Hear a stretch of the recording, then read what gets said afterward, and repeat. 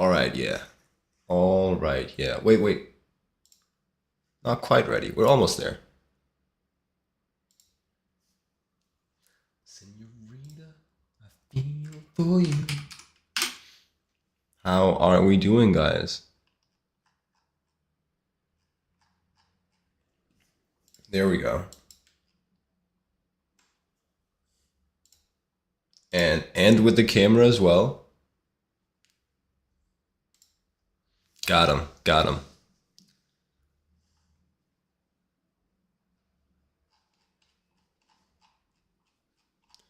Let's oh, big surprise here.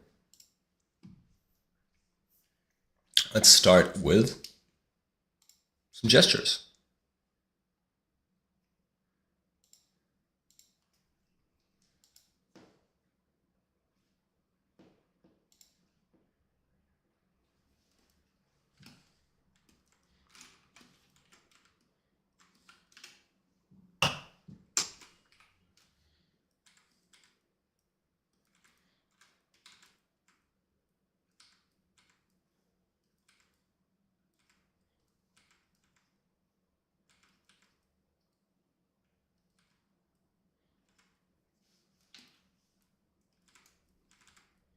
So we did start on the daily concept core character challenge yesterday. We'll see if it sticks. I did enjoy it yesterday. It's just a matter of like finding that about an hour to do a character every day during Christmas might be a bit tough, you know?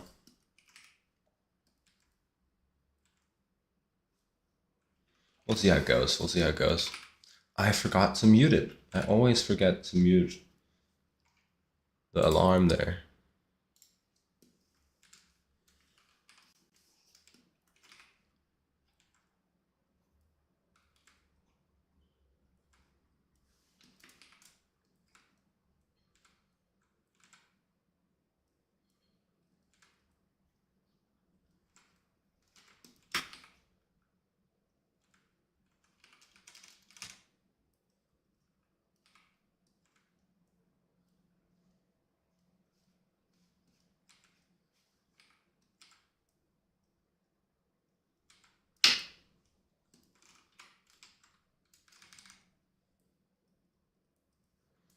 See, they don't do this anymore. All right. Can I leave with you?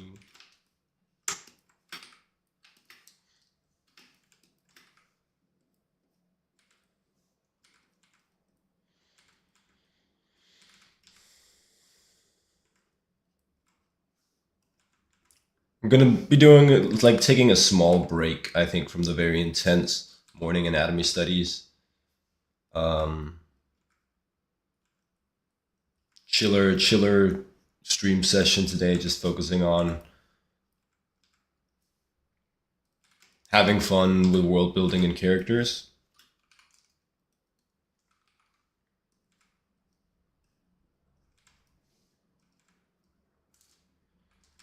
Still really want to work on my on the hips that I draw and my shoulder girdle, but it can wait a little bit, you know?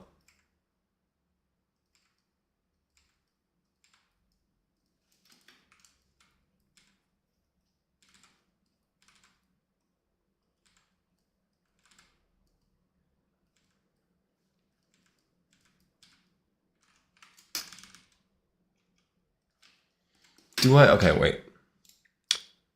Recent shoulder girdle dock. That's what we called it. We'll just do the stream alert.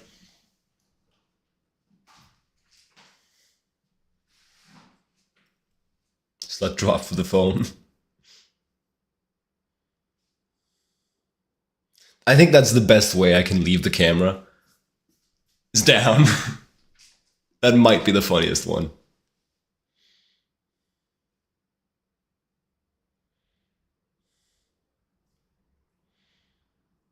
I think leaving into the camera is really good too, but potentially like that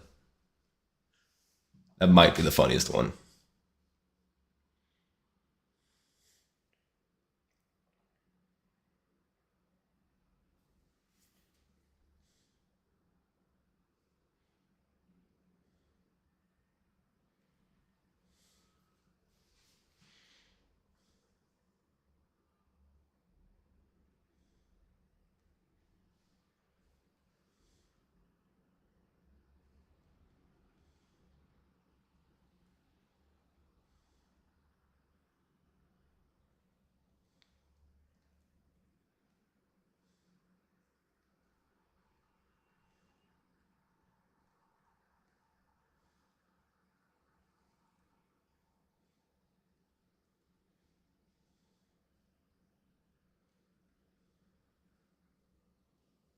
Oh, hello, hi, Bone Dragon. Sorry, and Quartz Creations just followed.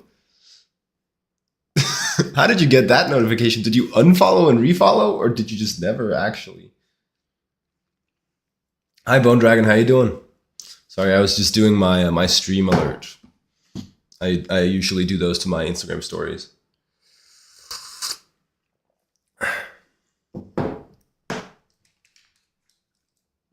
The jury was out.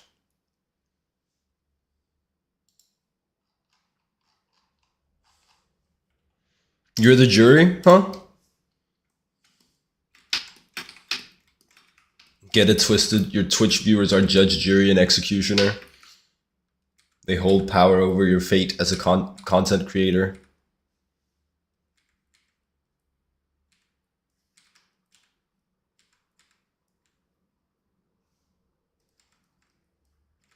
No division of power. It all lies with the viewers.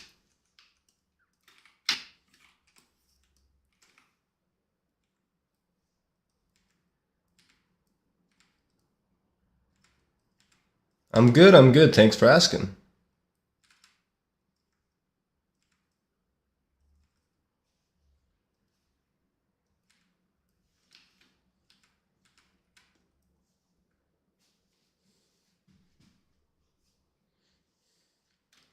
I mean, but for real, how did you make that follow notification happen again? Can you literally just unfollow and refollow and it does that?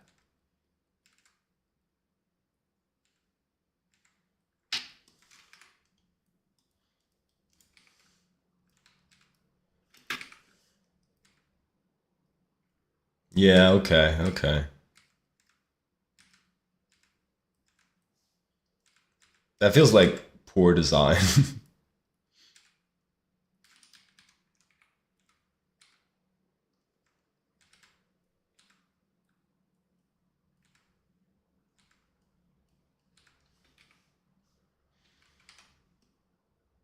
More space for the shoulder girdle.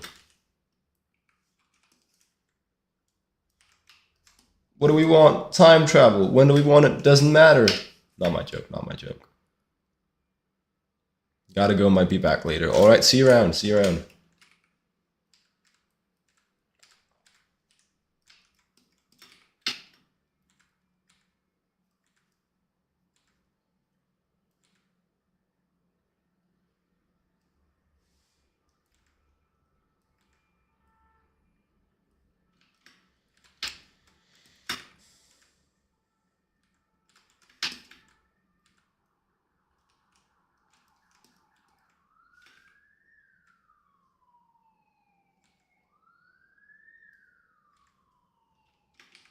What am I doing?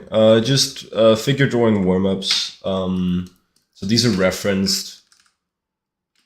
And then typically at the end of the warm-up, I try to do some figures that are not referenced. Practice my imaginative drawing.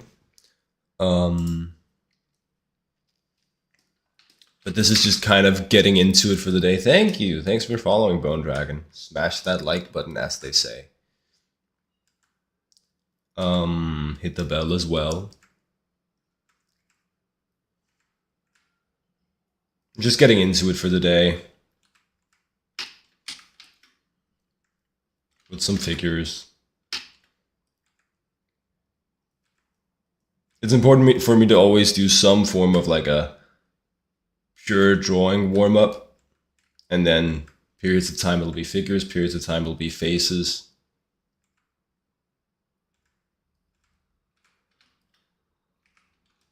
Illustrating for a game or something? I mean, for the stream proper, we'll be doing some character designing for just like a personal project. I'm world building with a friend. If you're saying occupationally, then yes, that would be, I would be illustrating for a game or something. Describes it pretty well.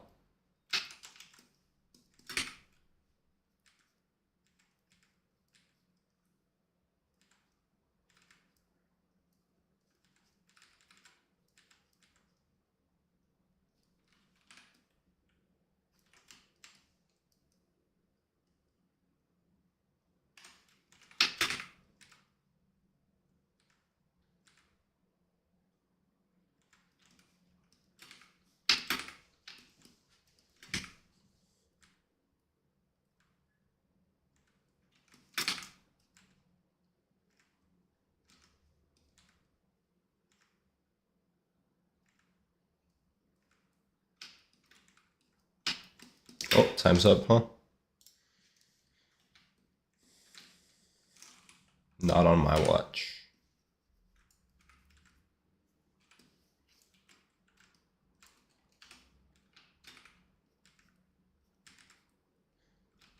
I'd like to see if I couldn't be if I can't be a little bit braver with the figures this morning. Like to get out of like anything you could call stiffness.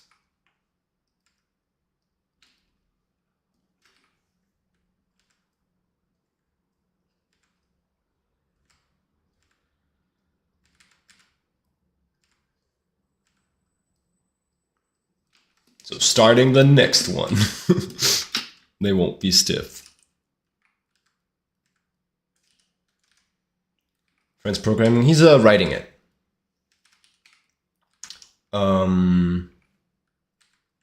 So I don't do games exclusively. I'm a huge comics fan as well. So the personal project that I'm working on would be for a comic eventually. Well, it's gonna be a comic eventually. But for now, we're just building it. He's writing, I'm drawing.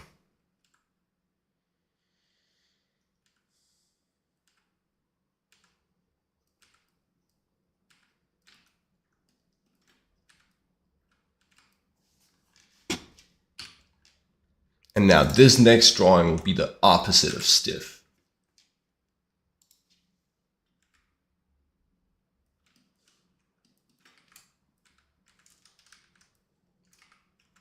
It'll be as dynamic as... Oh no, I lost the session.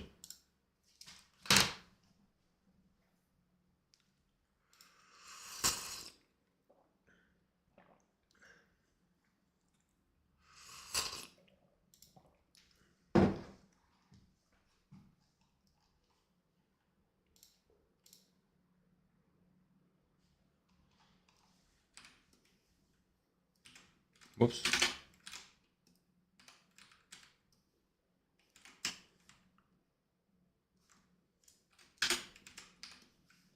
Let me just make some space on the page.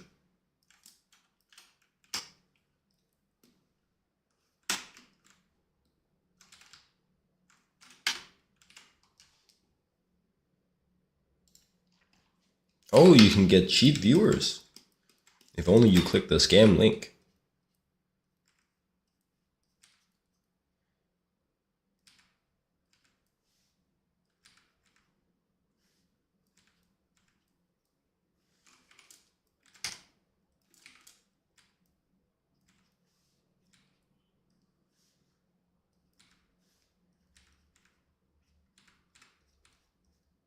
Don't do it. Don't do it.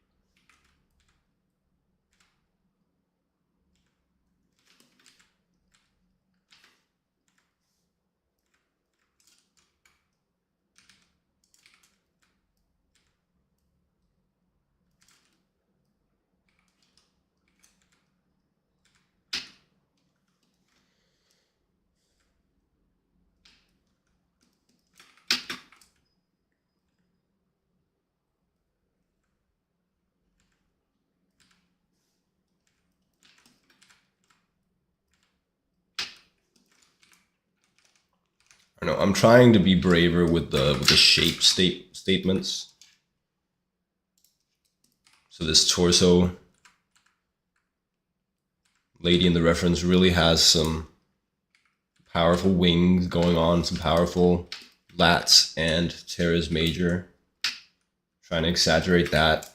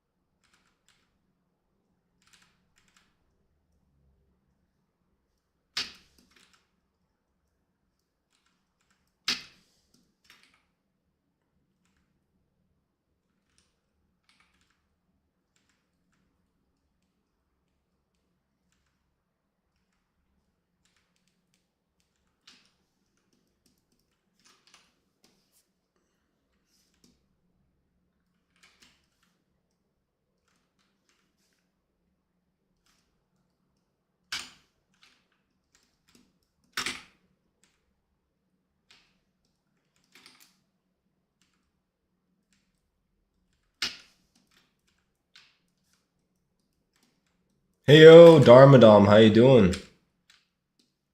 We're good, we're good.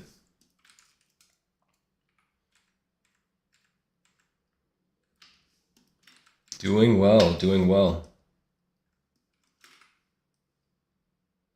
Day winding down. Nice.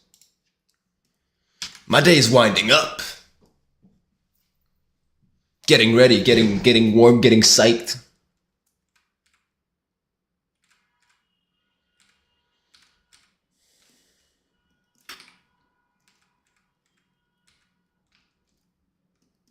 Hopefully, we'll see. We'll see. No, I think we'll be good.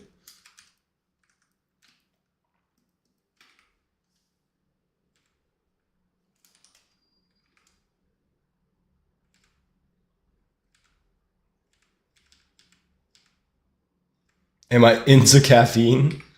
Yeah. I do a couple cups a day. Um, one in the morning, one at lunch, and then I hold. I'm too precious about sleep to dare doing any more than that.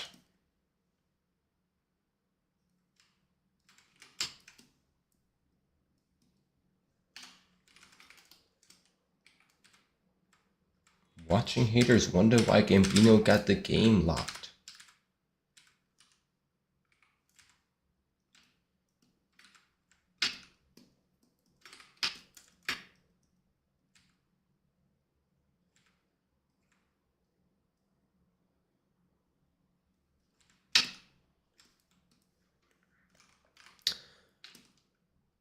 Sure, man. Sure.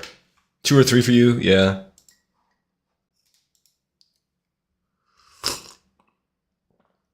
I heard that thing once, like that Andrew Huberman. Caffeine. It takes 12 hours for caffeine to be reduced to 25% in your body. So 12 hours after you have a cup of caffeine, you still have 25% of that caffeine in your body. That's crazy, right? And I think like after I learned that, I was just like, okay, well, we stop at lunch then. Get eye twitches. Yeah, no, it happens, it happens. I have that more with like general stress than with caffeine, I think. The eye twitches.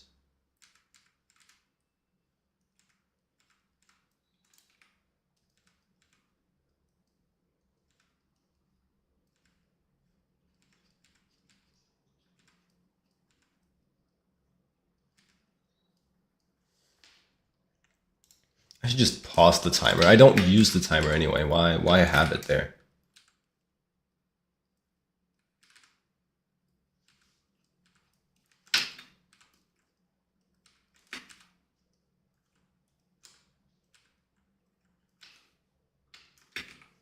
That AKA.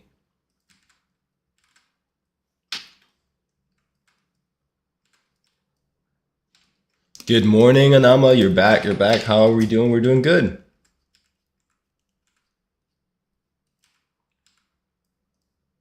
Doing good.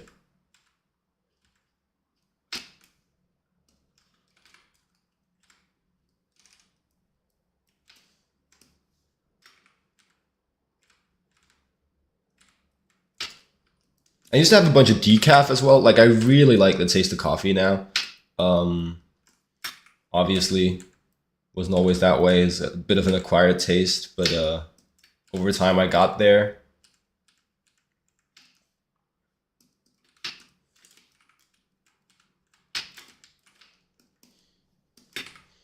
But then the only problem with decaf is that it's not, right?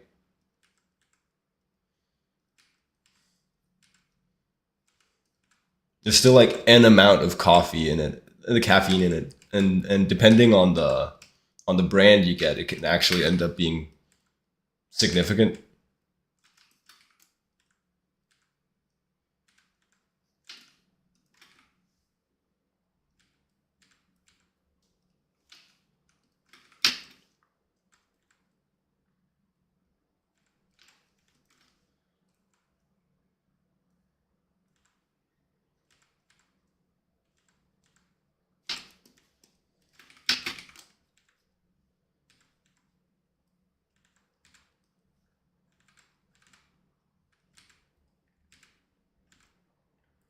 All right, let's do the invented figures soon, so we can get into drawing characters earlier. Anybody got like a good posing subject field of sports that you'd like to see me guess at the poses for? Otherwise, I'll figure it out.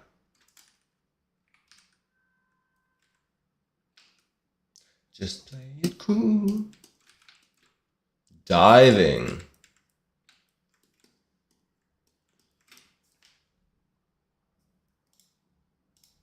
We can try it.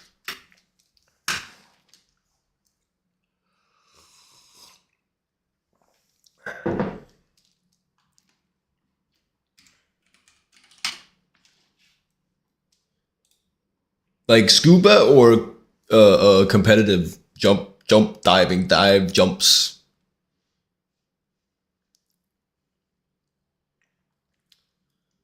Yes, springboard. We'll try it. We'll try it. I think that's gonna go horribly. That's the reference document I want. I'm not gonna look at it. I just had to find the document for the character designing, or just that type lol. No, yeah, for sure.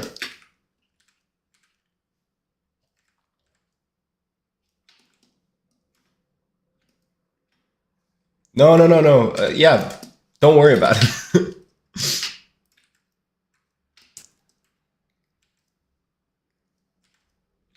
I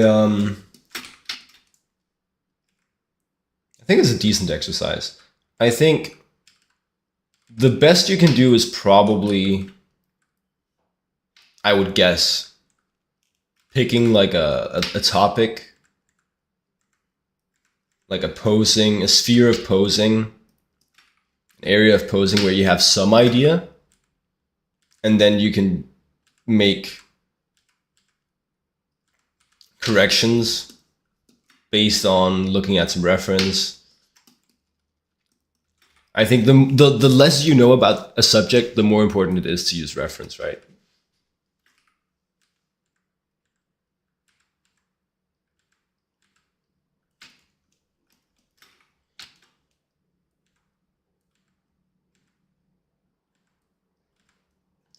I am picturing, I'm trying, well, I'm not picturing shit. But I'm thinking of the moment where you hit the springboard right before you make your cool little flips and shit. And I know a springboard doesn't deform that much, but you know.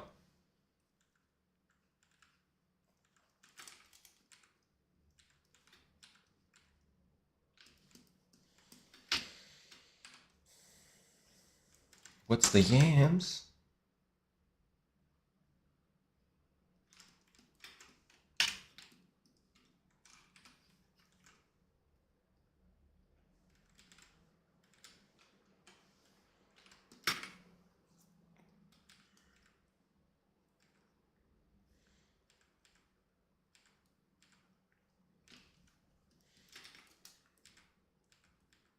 And I mean, you can always just guess at the poses and then just draw a figure in whatever pose you think might be appropriate.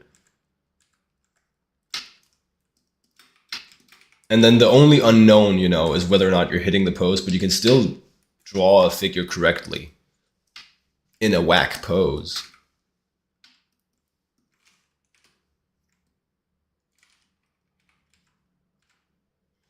So, like, I don't think it's very bad practice.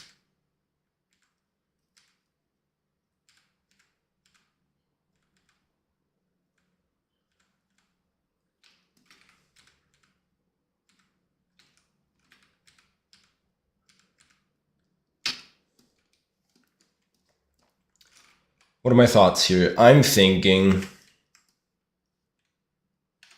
in the moment where you hit the springboard, you want to be very tense, actually, and rigid, right? So you're not absorbing the impact, but you're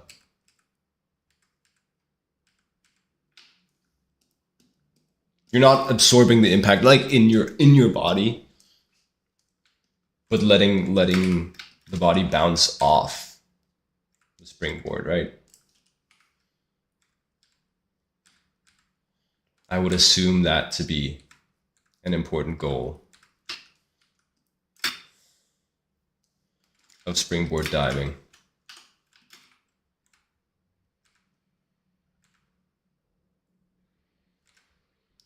Now, I do believe that, as always, I probably drew a very long arm.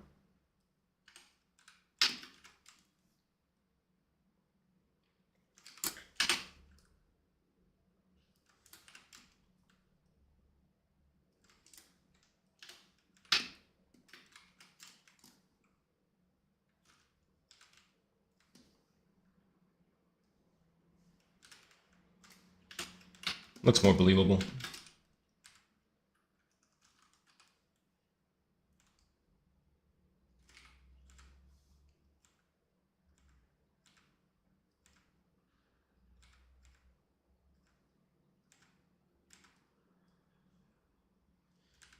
Do you practice springboard diving, Darmadon?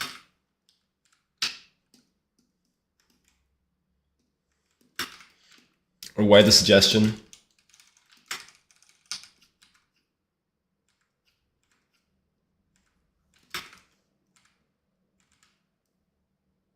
Nah, I never done it. Seen some YouTube documentaries or something? Would have cool poses. I don't know, man. And maybe I haven't looked at it that much, but I feel like they're just stretching or scrunching mostly, right? Or I guess there's like probably some crazy twists.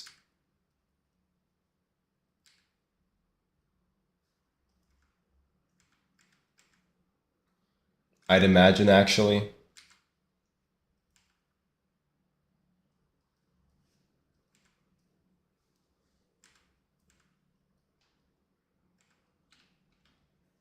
Yeah, you don't know the quadruple McTwist tech. No, I do not know the quadruple McTwist tech. The quadruple McTwist tech. Skrrr! Eagle emote. Eagle emote in chat.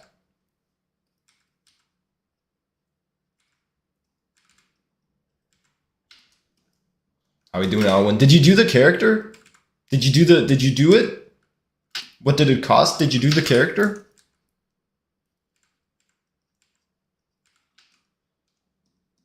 You did, in fact. Not. Damn.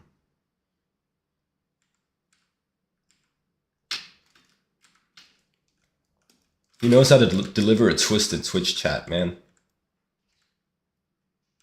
I got. Yeah, I don't know about that. I literally don't know what they do to generate a twist. You doing it right now? No, I did it yesterday. I think I want to be doing those in the evening. Just because they're like an extra thing. They're not really a priority to me.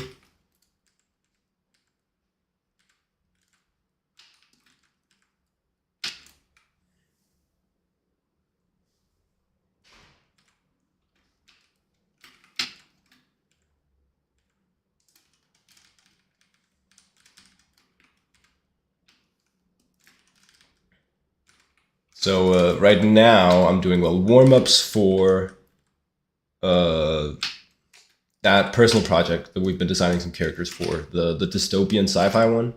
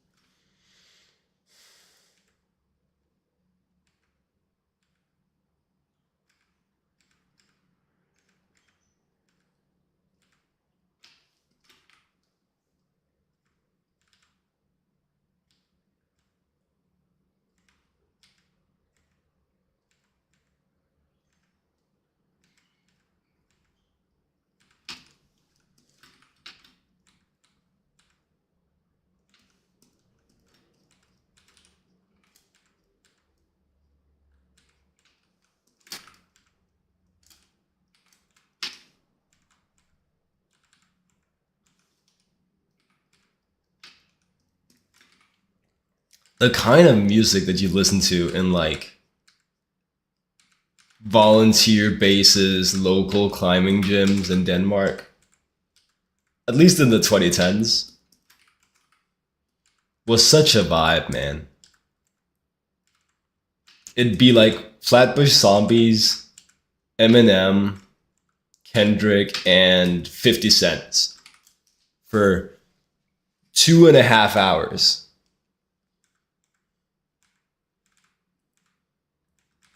Holding on real hard to some crimps. Heading back home. Such a vibe.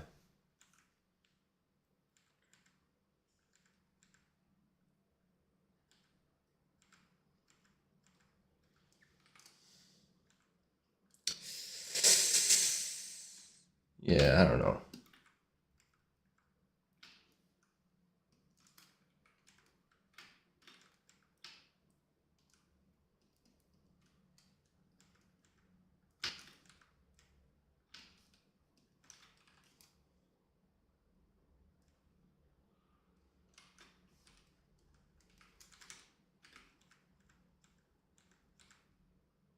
Not that much Flatbush Zombies. More Eminem and 50 Cent, but you know.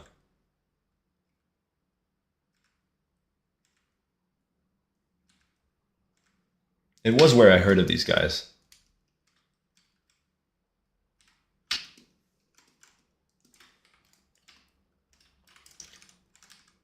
Okay, important point here is we go 10th rib. We go stretched, taut stomach.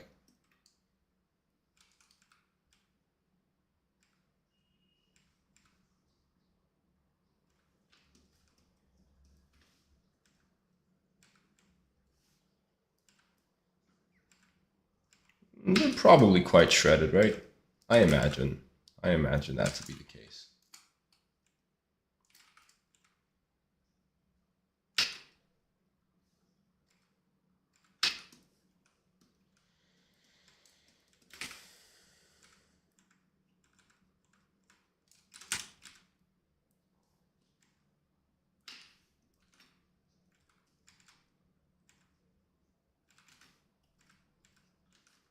Did you do the plein air then?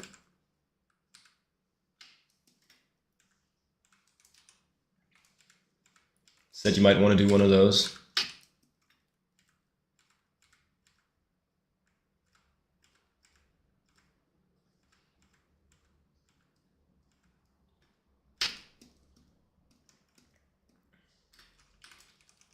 I feel like these legs could be longer. Got a bit of a workload right now. Oh, nice.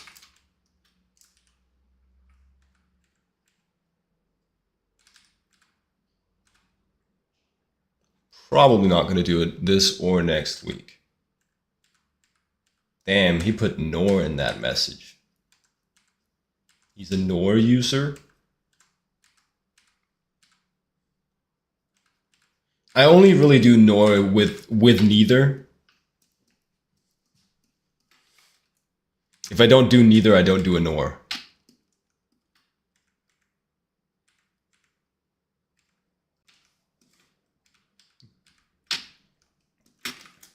But this choom implied the neither and still did the nor.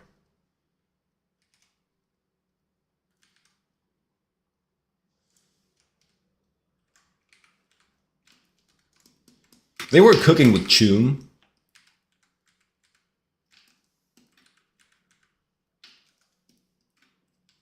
What they were cooking, I don't know. But I think they were cooking.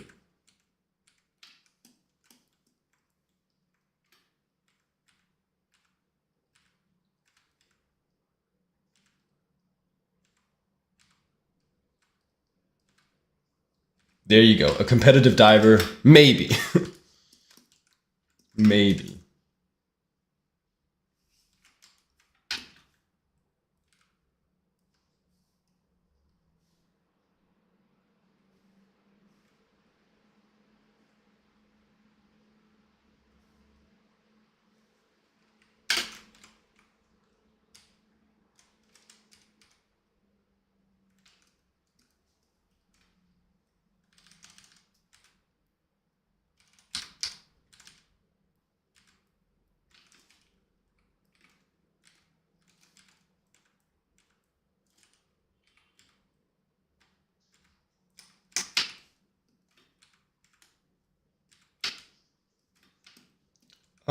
Shit. Kind of forgot about the perspective a little bit here.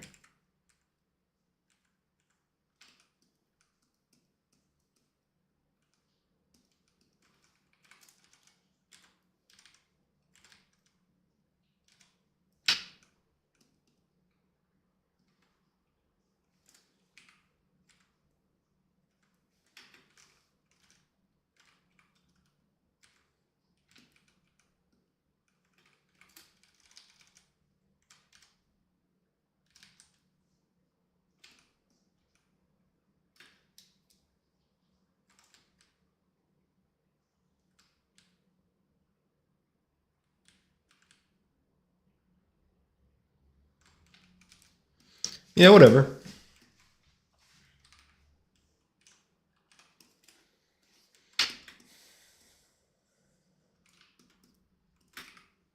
And then the ball.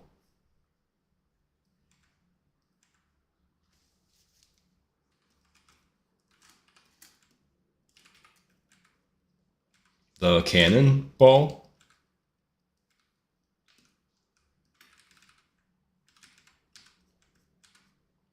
What's that? It's something like, you just scrunch all the way together, right?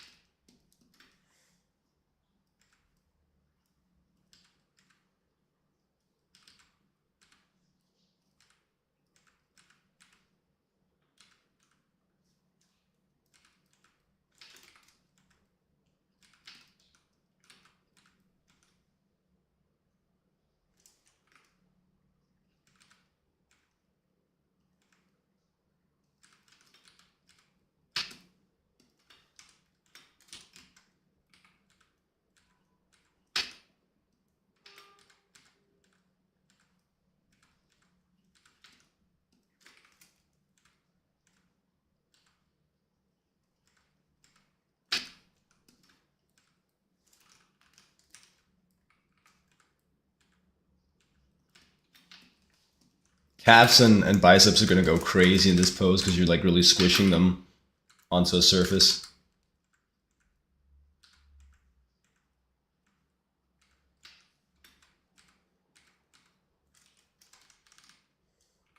Why are they bitching?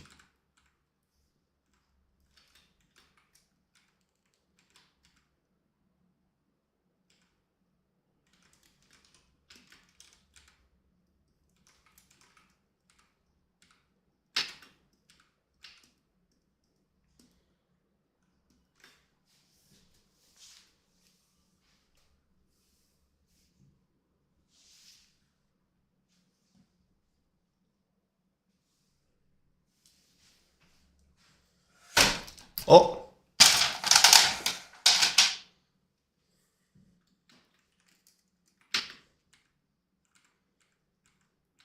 Light just fell.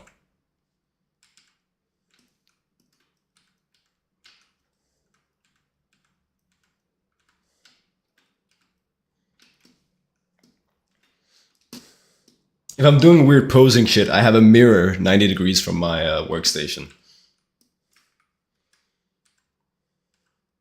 So that would explain that.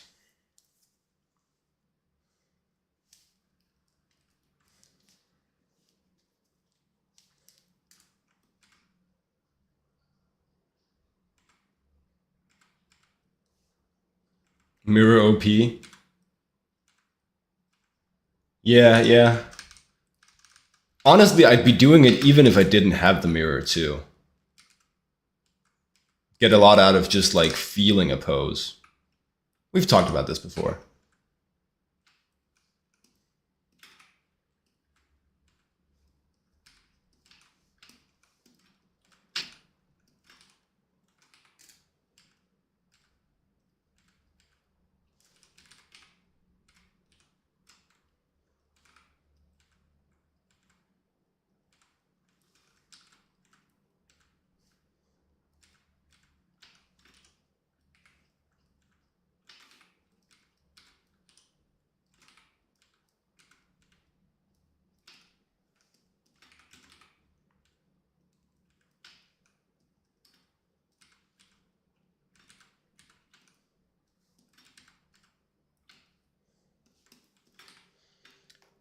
What do if I do like a? All right, let's disappear for a second.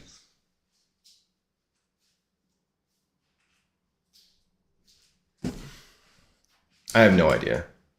In between, pointy toes. I don't know.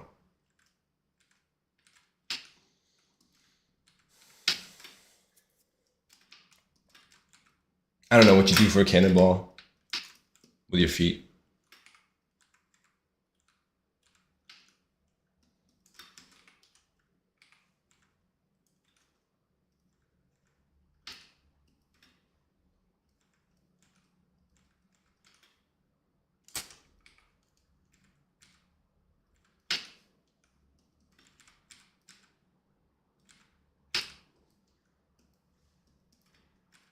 Pulling back, shape up to the no.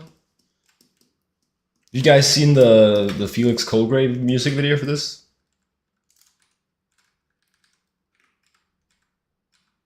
It's decently fun. No, it's really fun. I like Felix Colgrave's animations a lot.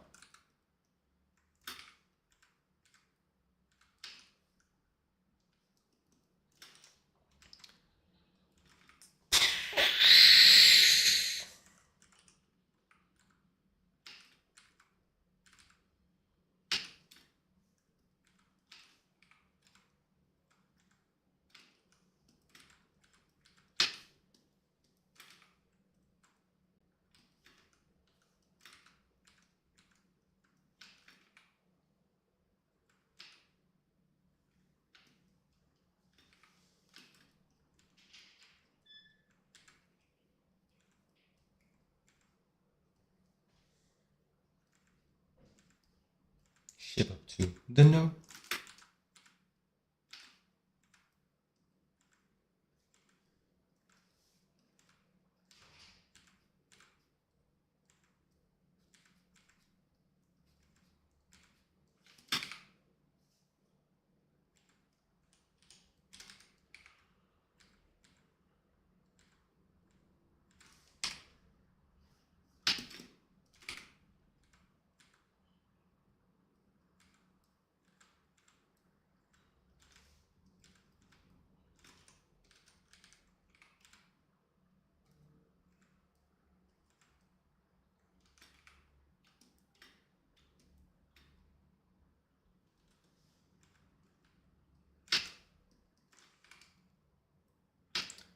Cool.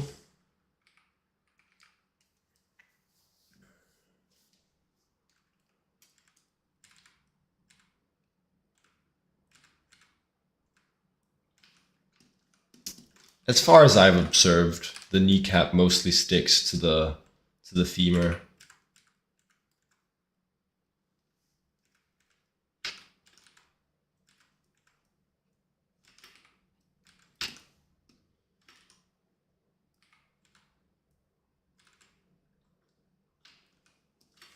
I don't know, man. Knees get tricky when they deform this much.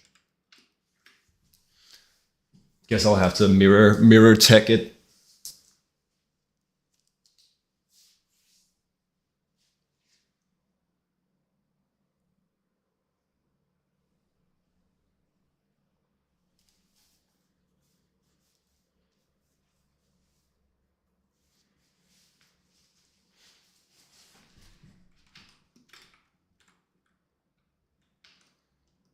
That makes sense.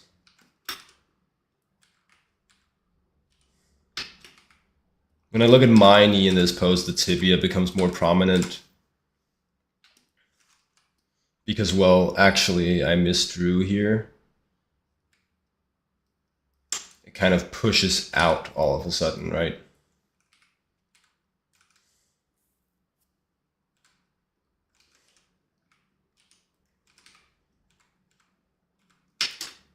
Starts to protrude more.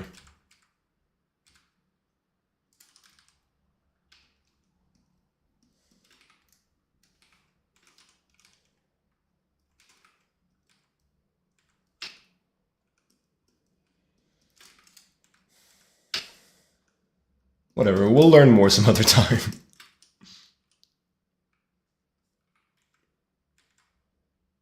I'm generally of the opinion that the more effort you can spend trying to understand a thing that you don't in a drawing, the better.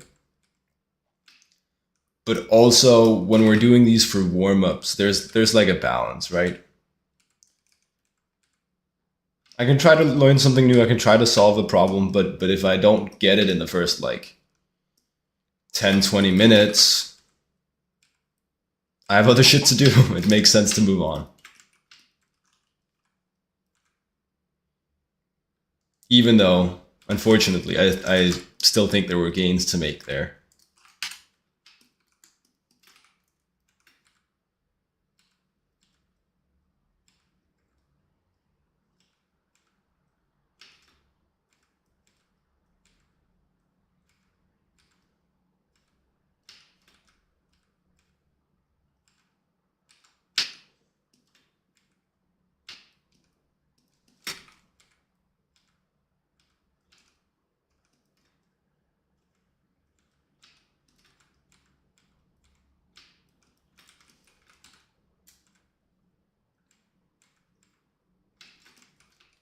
Something that I've been observing recently is, you know, it's really tempting because you're like nose protrudes. It's really tempting to make the nose overlap the mouth. But because the mouth itself also curves out, you really need a steep angle. You really need a very steep angle before the nose starts to overlap the mouth.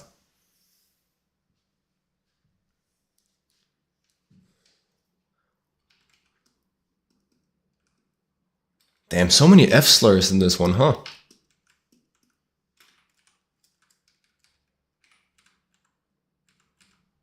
I guess that was rap back then.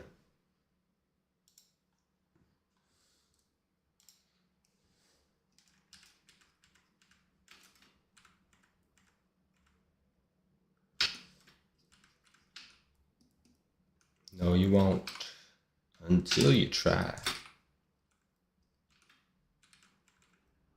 Yeah, but what I was saying is just like you really need to tilt the face a lot before the nose starts to overlap the mouth. It's just a thing that I do more than I should, I think.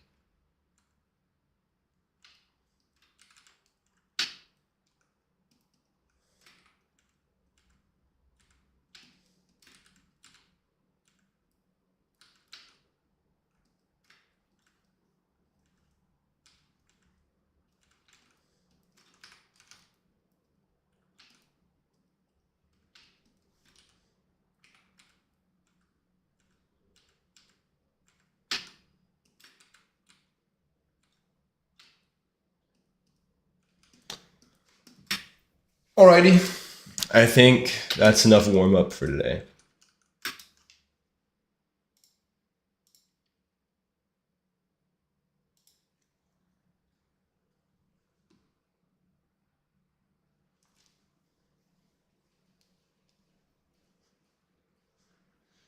Back to this stuff.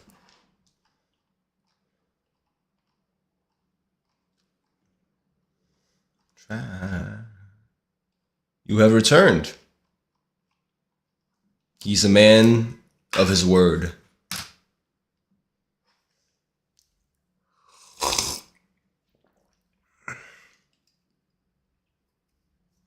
Man, everybody in my in in my roommate's universe has long dark hair. We'll work with it. We'll work with it. So right now, today, we're designing the strongest character in the universe, the first corporal of District 1. And she's got like a spine implant, which nobody else has a spine implant. It's this lady. This is the first sketch. Let's grab like everything else.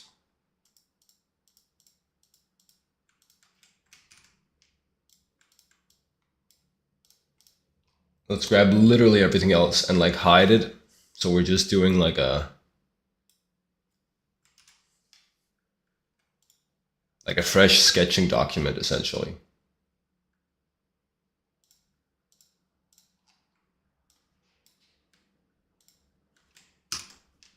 There you go. Everything else. Hide that. Cool.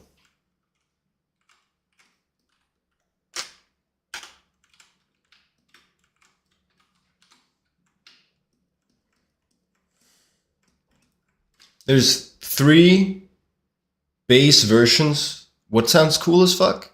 Oh, your own world building? 3 base versions here.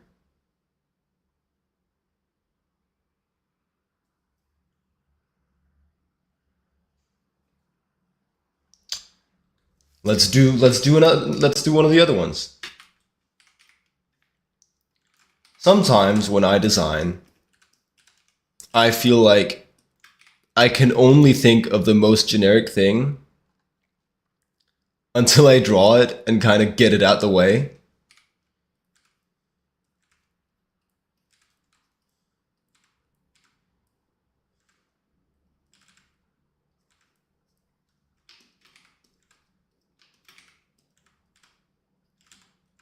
And I mean, even if you have like a generic idea, it doesn't hurt to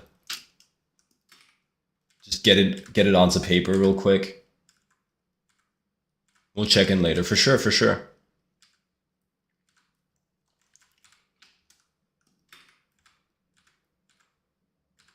But sometimes it feels like you do that, you get the generic stuff out of your system,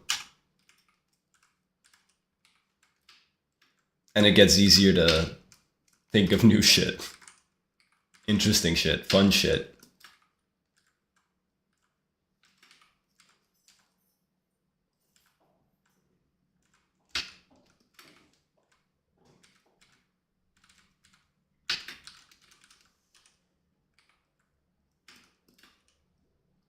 Just doing a quick over-the-shoulder pose here, because she's got like a design that emphasizes her back, right?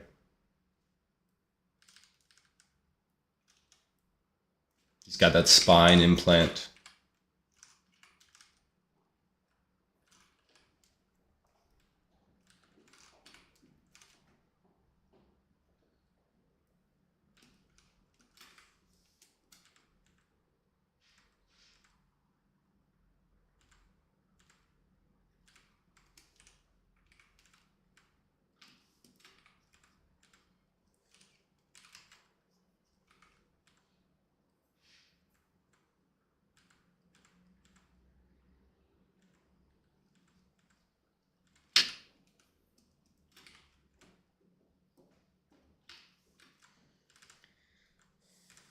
And what am I thinking? I'm thinking I want to explore the controls weapons with their mind version.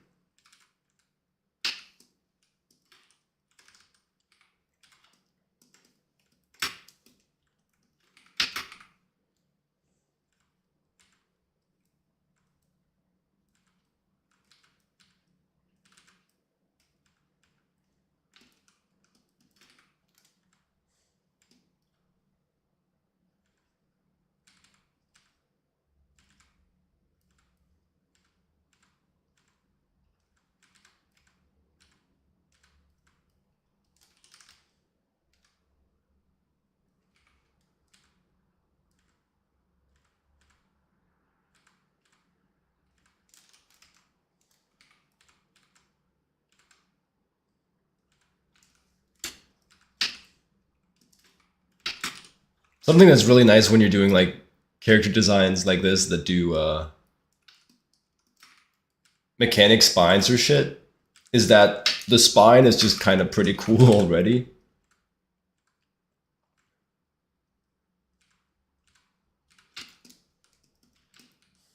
So you kind of automatically get something that's at least a little bit cool.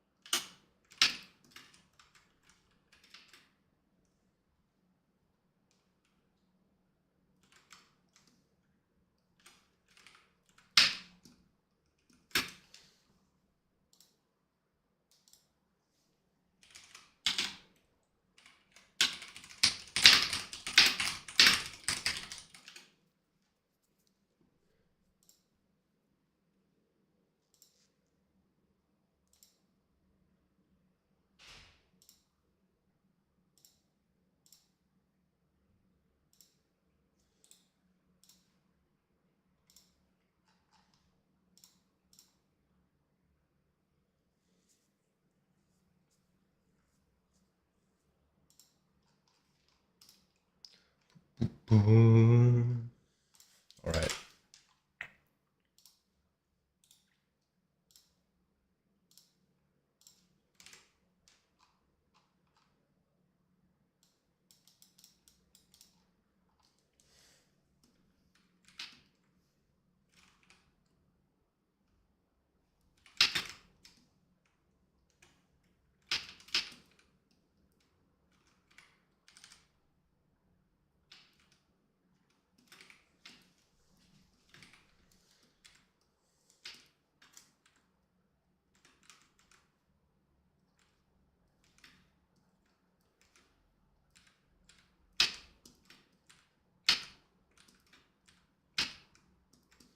And then obviously I need to think about what sort of weapon I want her to have as well.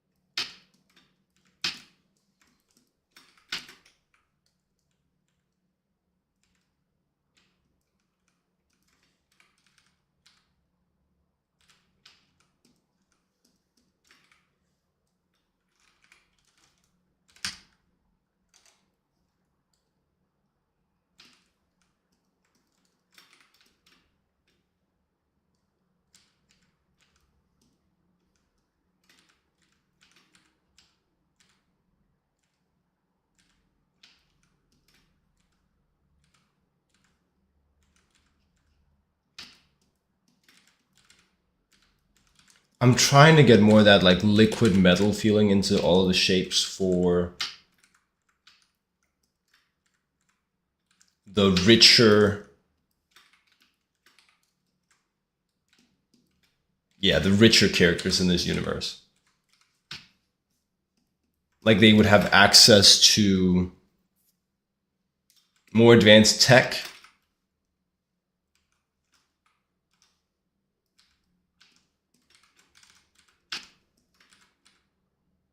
And I think it could be cool if there's more advanced tech.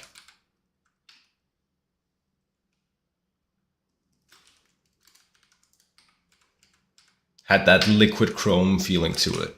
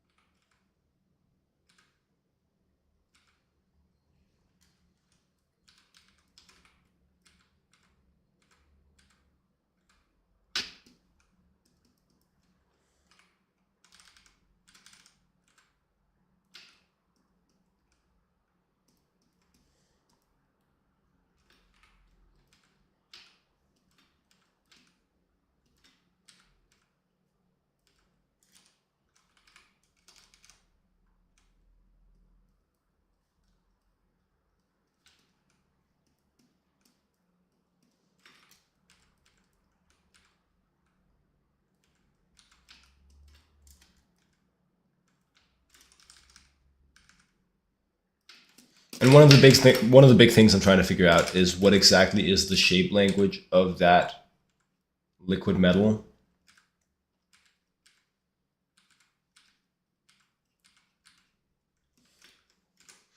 Because, I have some references that go in slightly different directions. There's like this type of shit, right? Where it's like mostly a lot of like concaves.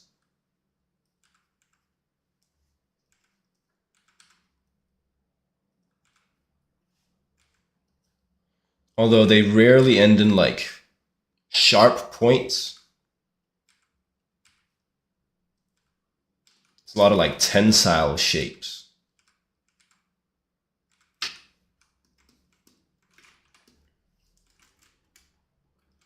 And it's kind of that versus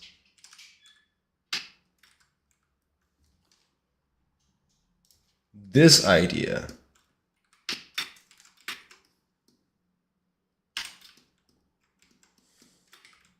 That's one of the big things I'm trying to figure out in the shape language, because this is way more like soft, rounded, goopy, moves at the speed of molasses type of. It feels like liquid metal, but it feels all the forms are slower, right?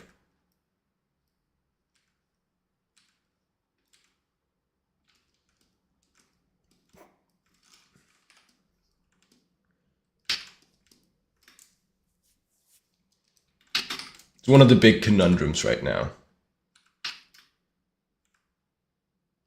Is this versus that?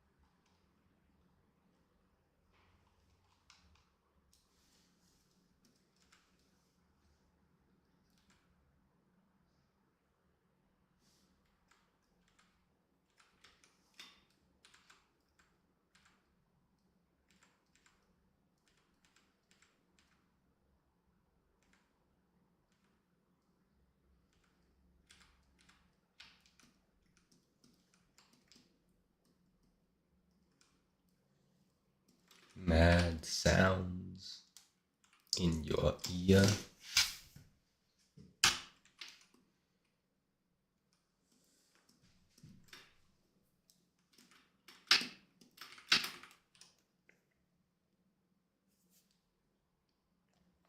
And I want her to move kind of similarly. I want her to move like pretty floaty.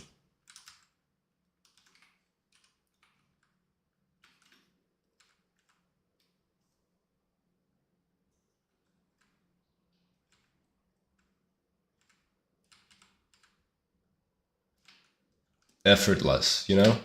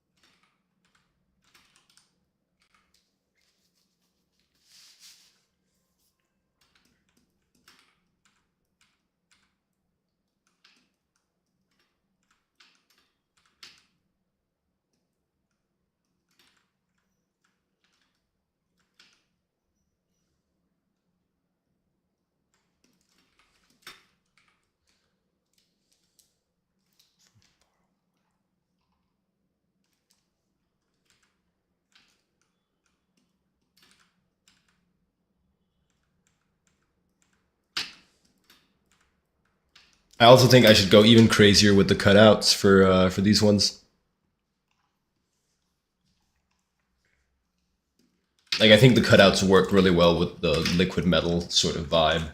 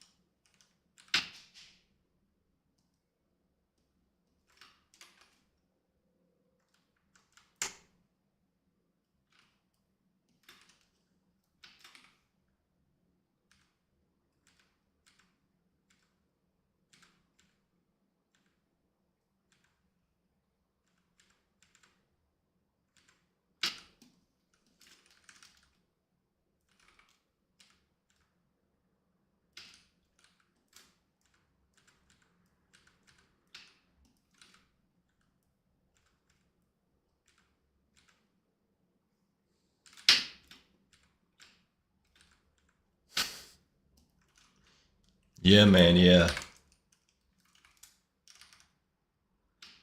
Cash machine.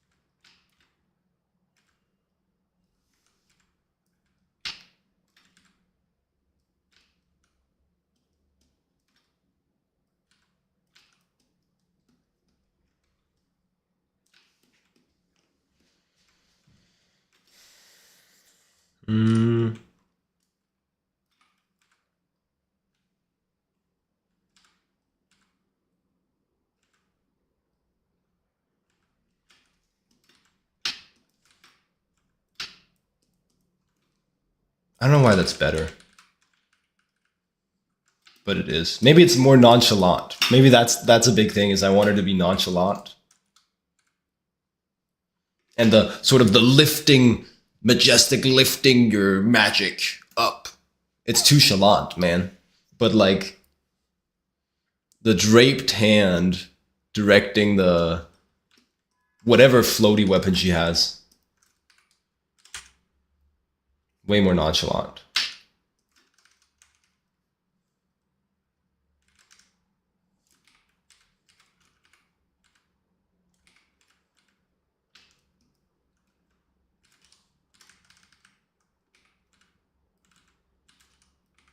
Hey.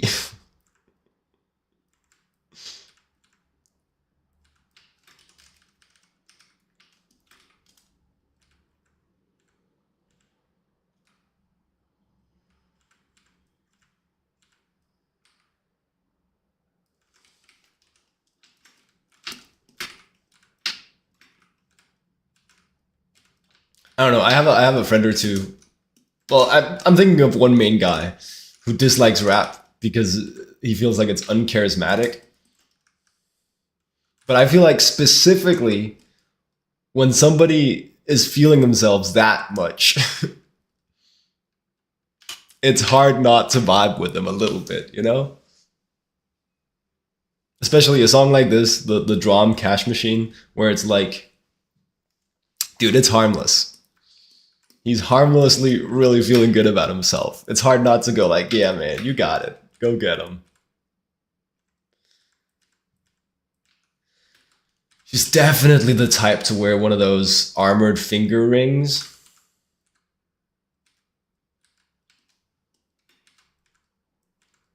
She has at least one of those. Maybe one on each hand.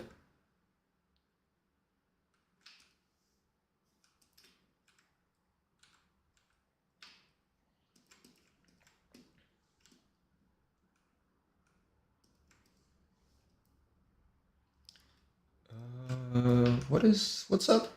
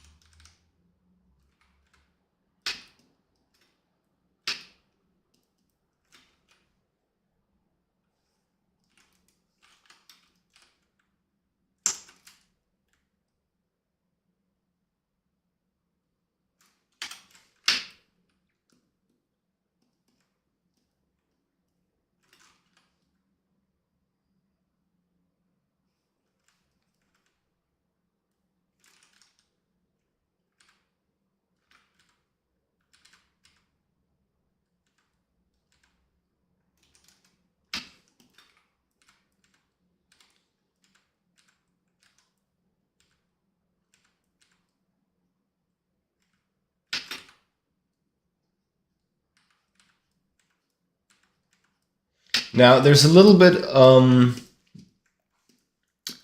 I think the character that I'm drawing here is a little too confident. Because I think part of the point of the character is that though she's really, really strong, she's kind of more of a victim of like corporate greed and a corporate project trying to make super soldiers out of people than she is like a, yeah, almost more of a victim than a predator. But she's just really strong too. And I think probably maybe we're doing a little bit too much confidence right now.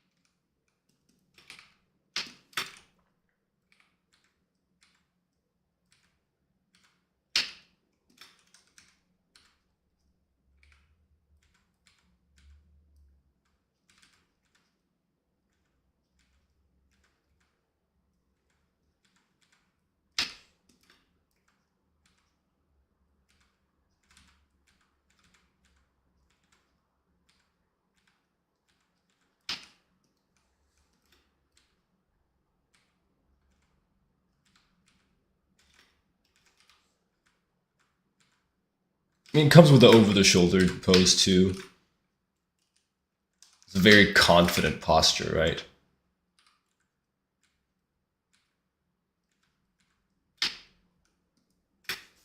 Tara Reid.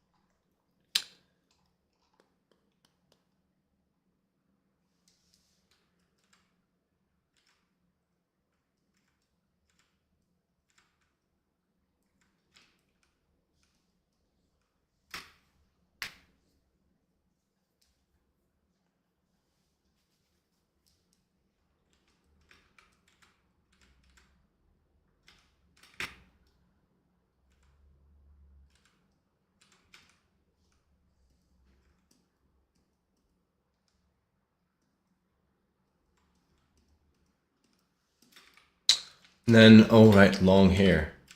Is this the one where we do like a... You know, it could be, right? Like a what are physics type of hairdo.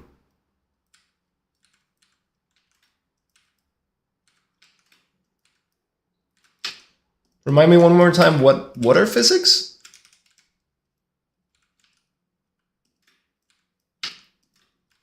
Hit him with the Zoe.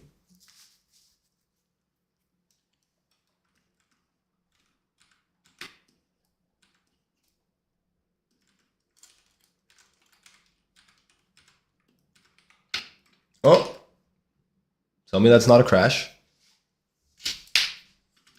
Thank you. Thank you. Appreciate it.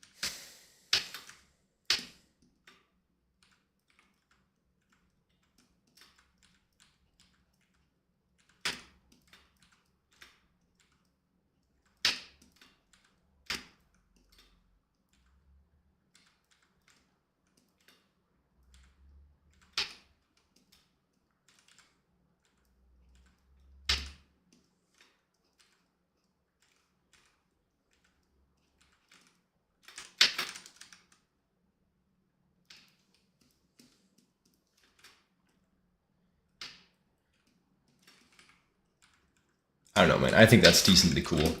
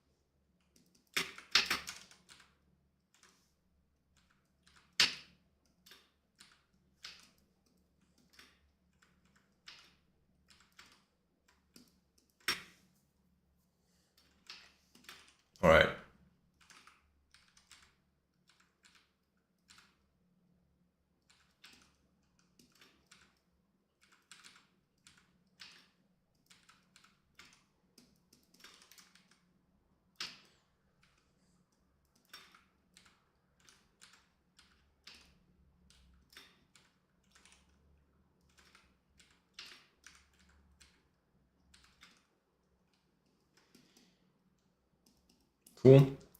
Um,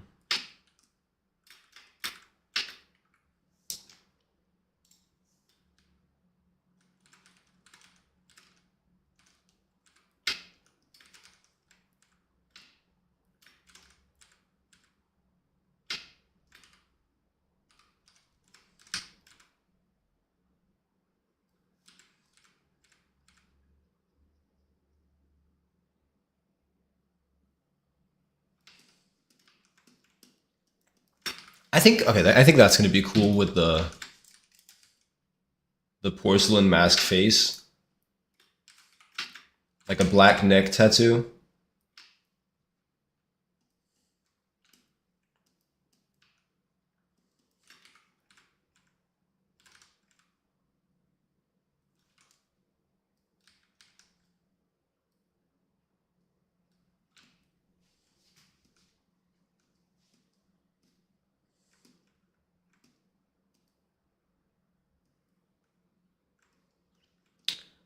Cool.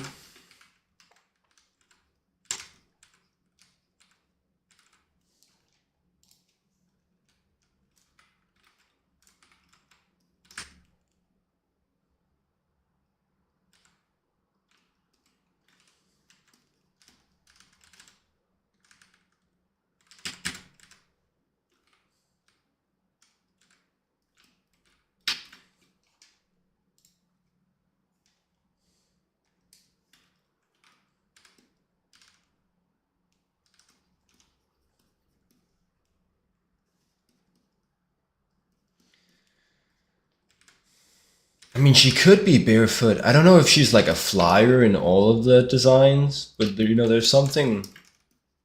There's always something powerful about not needing shoes.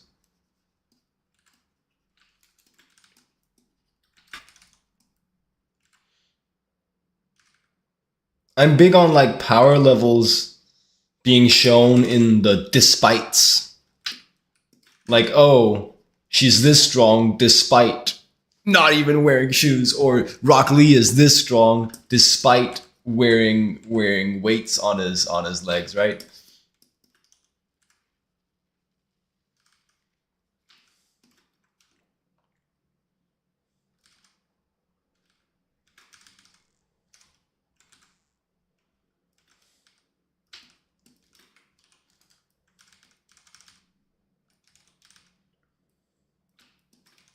Big one is like Chainsaw Man, the Snake Lady. Oh, she's this strong despite having the most boring ass character design.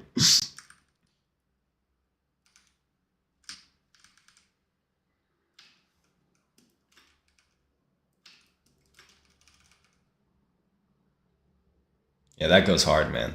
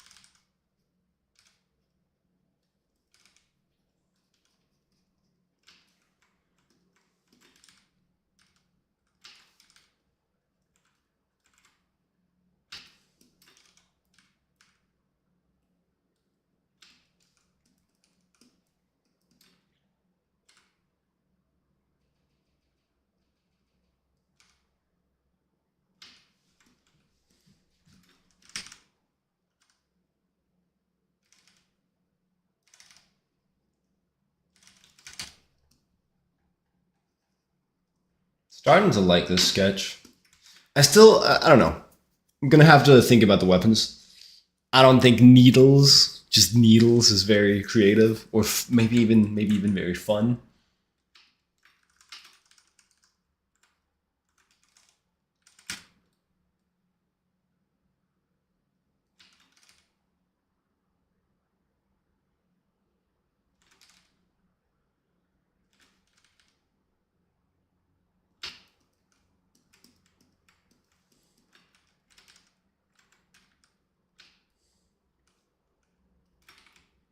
But otherwise, I think we have some fun ideas in here.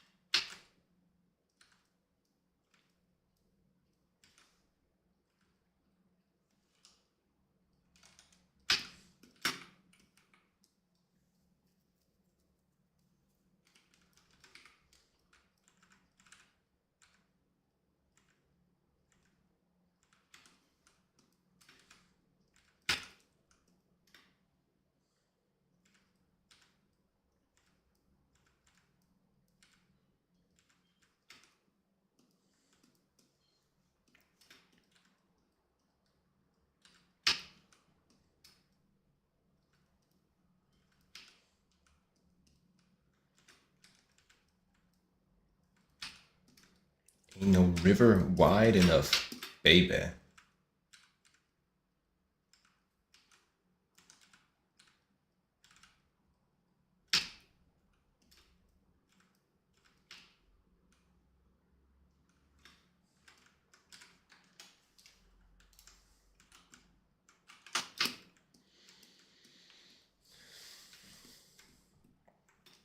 Weapons, weapons, weapons.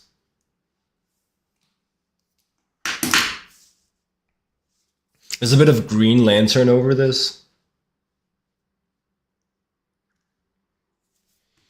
I don't know. Okay. I think right now, point of critique, we have too much of, and maybe it's like, I don't know if you guys can even tell, but this is the liquid chromy material. It's here, it's here, it's on her hands, it's the entire spine.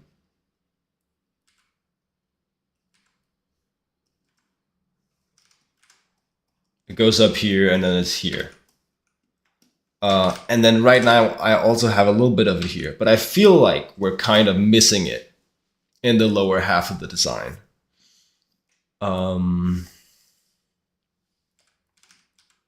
She could be wearing like claws.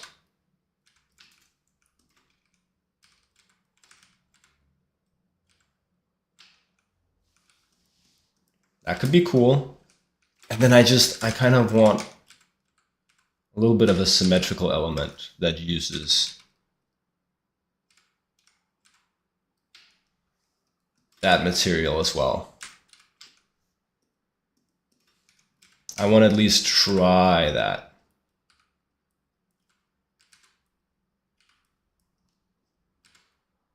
Did I say symmetrical? I meant asymmetrical. You guys know. You knew all along.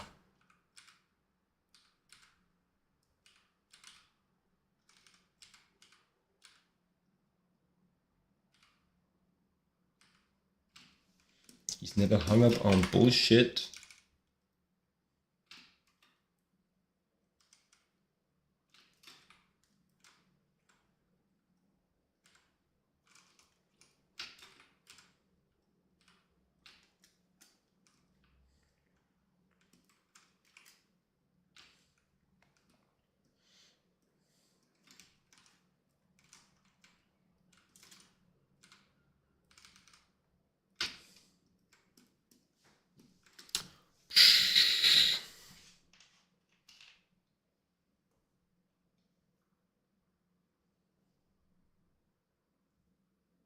And maybe that's too much. And if that's too much, that's fine. We'll remove it later.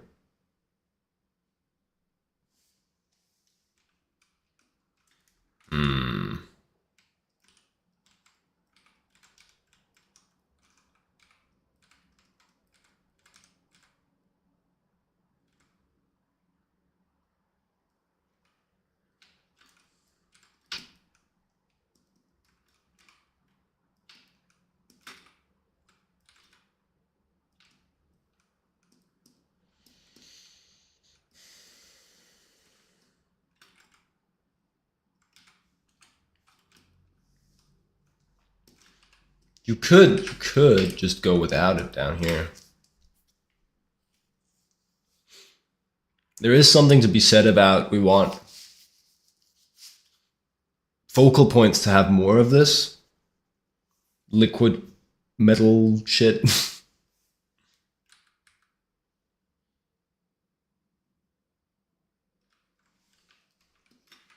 Maybe it's just like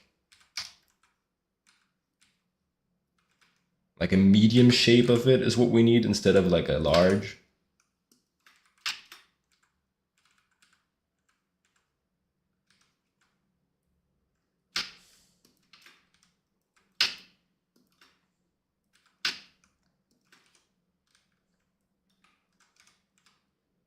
Also, I like the idea actually that we see it like physically enter her skin, the liquid metal shit. Like it's really like a part of her. It's not just costuming.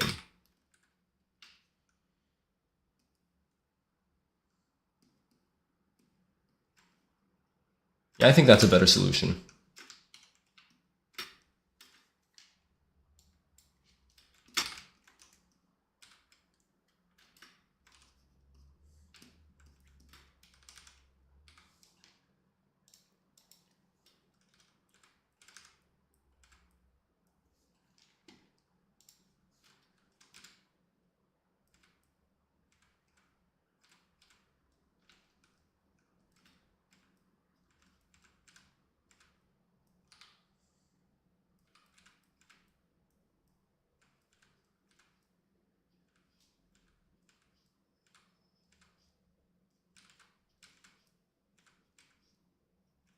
I feel like it also gives her more that feeling that it's like an involuntary modification.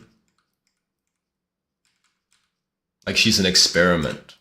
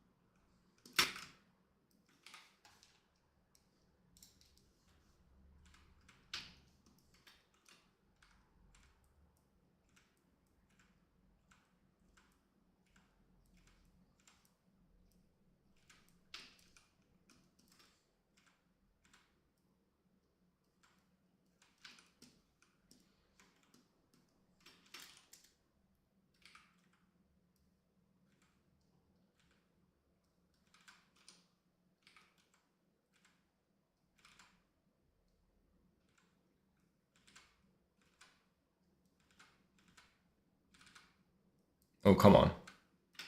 All right, there we go.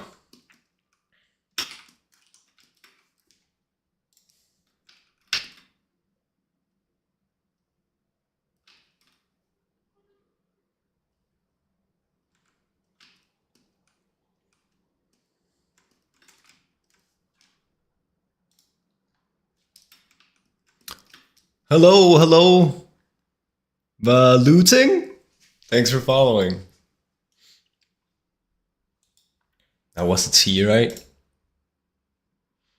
Whoa, that's a sound. What's that sound? Oh, that's the follower goal. Right, right, right. How you doing, Baluting? Good pronunciation. Amazing. And then what did I want to do? I wanted claws. Claws. Baluting. Huh. It's a Frenchy name. Yeah, doing good, doing good. Enjoying some character sketching in the morning.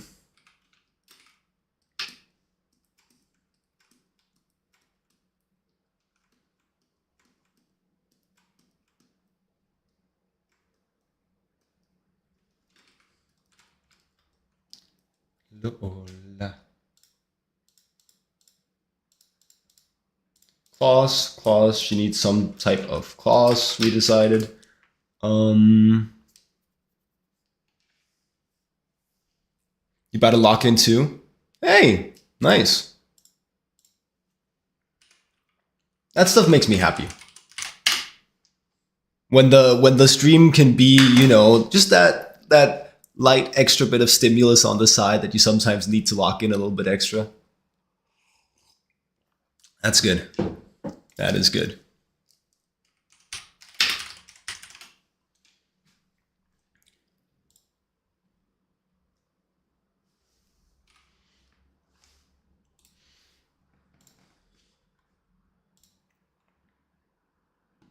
Okay, I'm just gonna find a strat for the claws I wanted to wear.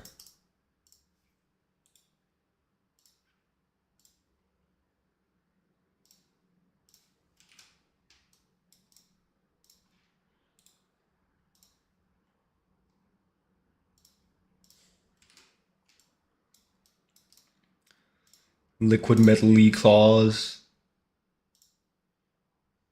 Something like.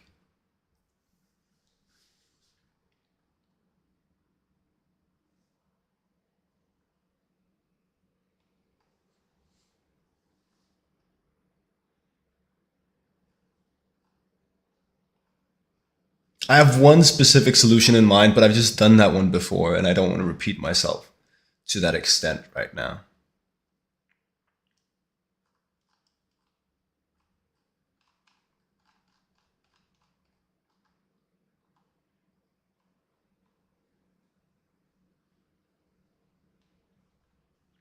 Oh, happy you like it. Happy it helps. Yeah, most of those are stream highlights. If you follow along here, you'll typically catch a good bit of those.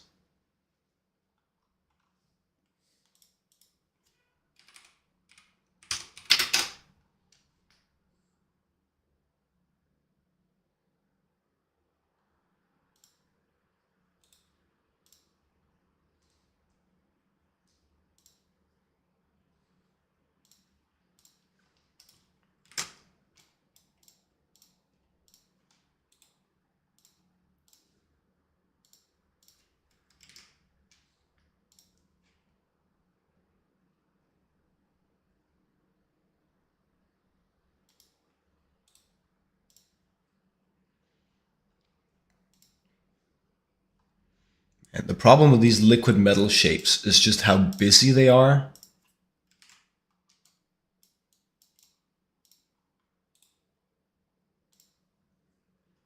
They're decently cool, but it just feels like it can be a little bit tricky to make them appealing in the context of a design.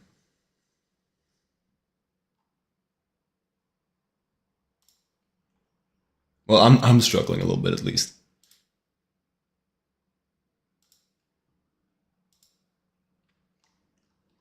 Sounds good, man. Sounds good.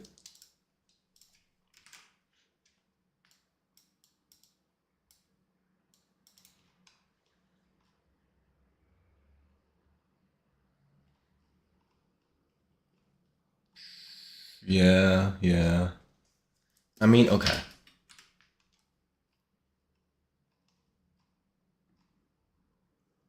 Let's just try a couple iterations before we draw it onto the sketch.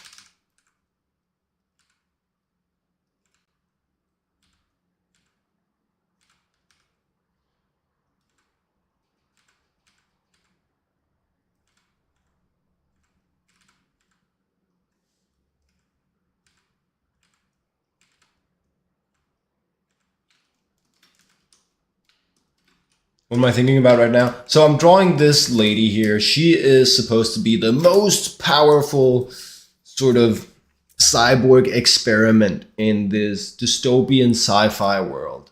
Um, Power levels are generally not as high as you might see in some animes, but this girl is kind of like anime power level, I think. Um, and I'm thinking about is mainly her technology, because I want it to be this like Y3K swoopy liquid metal feeling. And yeah, it's just the big think right now. The quiet pauses, they're all me trying to go, okay, how do I do that appealingly right here without just drawing like a big bowl of nothing soup? Because you definitely risk just drawing like nothing soup, just like regular medium shapes and shit. Just thinking how to organize that visual, yeah. And then right now we're doing. I want her to have like a claw attachment on her feet because I wanted more of. I wanted to bring continuity into the entire design. We have a bunch of this metal up here, and if you ask me, right now, like the red indicates the liquid metal, and right now it's quite heavy up top. While that's good because that's kind of the focal area of the design, I just want to bring that material into the entire design, which is why I want some claws down here that utilize the same material. Um, this is a goated tip that comes to us from Ian Su, but when you have some sort of like contrast element, some sort of interesting element in your design, a good way of thinking about distributing that element throughout your design is to think of it like a paint splatter. So you'll have like one zone where you have the very most of that element, that would be our torso. But to bring continuity into the design, it's a good idea to sort of have little splatters of it throughout the rest of the design. And that's what I'm doing. That's why I'm pulling this metal, this liquid metal, down into the feet as well. It's this paint splatter idea. Okay, sounds complicated. I don't know. I think this visual idea makes it pretty simple to get. Holy shit! Did we just farm a clip? Did you notice that? Oh, that's not how you do a marker. That's how you do a mark. That's not. I'm on the wrong keyboard. I need to use a Danish keyboard. Here we go. One more time. And when you don't see it, that's a sign of success. Sod1S, hello. You came from the Instagram reels. Nice. I hope you enjoy the stream. Yes. Yeah. It's like a balance thing. It's like a continuity thing. When you have like an element of interest, or you can think of it like a color, an accent color, some sort of accent in your design, some sort of contrast tool. It's a really good idea to sort of like include it a little bit throughout the rest of the design as well.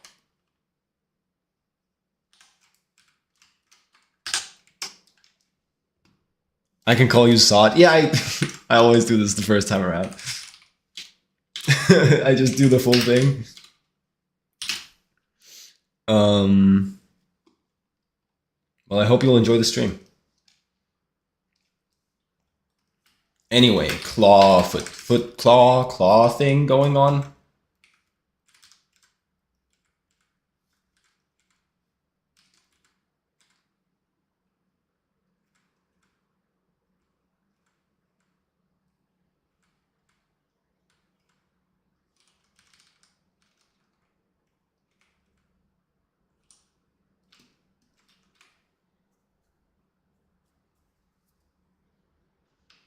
I have an accent, but you couldn't tell. Oh no, I have an accent. Ah! Ah! I've lost. I've lost.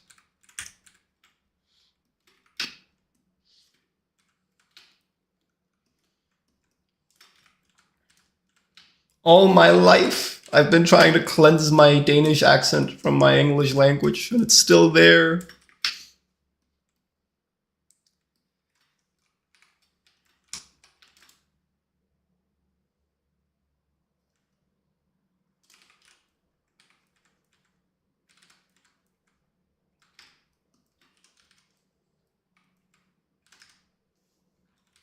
Danish accent, okay. I mean, to be fair, you might have picked up on it. I don't think it's very pronounced. I don't think you should use this as like your platonic ideal of what a Danish accent sounds like. Having an accent is kind of cool. Actually, strong disagree, but fair. I mean,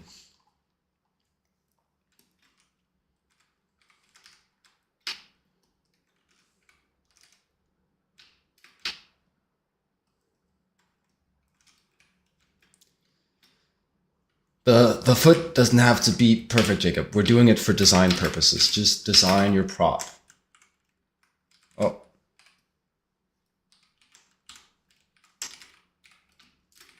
so there's one thing where we do like a almost like a chain. What's that called? Like a ball and chain sort of thing here. And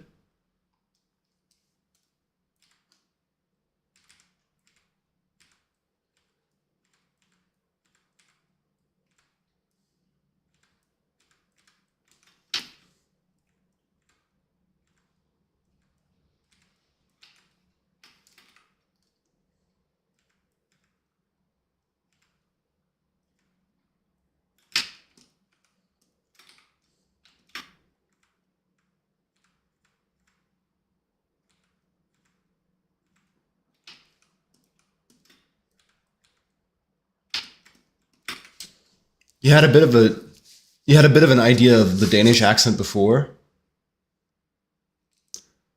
Yeah, well, if you ask me, I think the Danish accent is like a very clumsy one. It's kind of like this, where it's like you haven't understood that speaking English kind of requires like an overall like tone change from the Danish language. So you just kind of say all the words in the way that it would feel natural to do if you're Danish, and then you just don't correct from that ever. And I don't. It just always sounded so clumsy to me.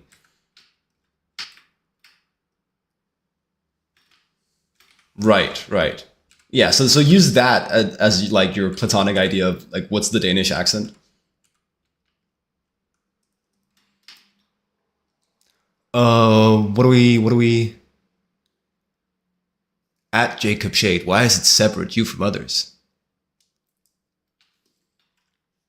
Oh, accent wise, that would be the difference. Yeah.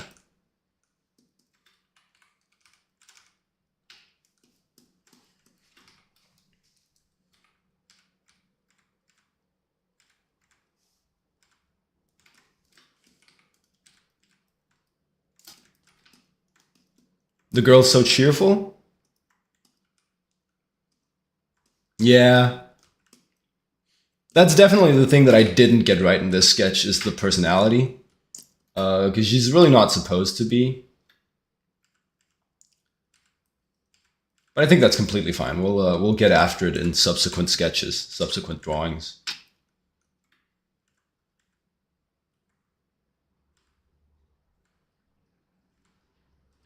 We'll correct later. I don't know. I don't like that one that much. I think we could go harder, less mechanical, bigger shapes. Do I read comics? Plenty. I love them. They're my favorite. I want to draw them one day. Well, plenty and plenty. I read the ones that have the best artists once in a while. But they are some of my favorite art.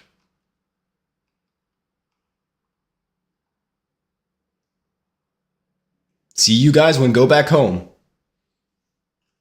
Am I into absolute Batman? Not yet. I'm into specific artists. So like Gigi Cavanago, Matteo Scalera, Dai Gruan, Olivier Coipel, Terry Dodson. What's his name? Jorge. The big famous Jorge who does comics, DC Comics. Blanking on his name. And then I tend to just mainly read comics from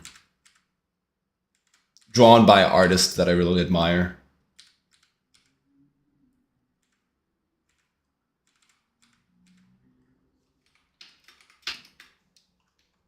Oh yeah.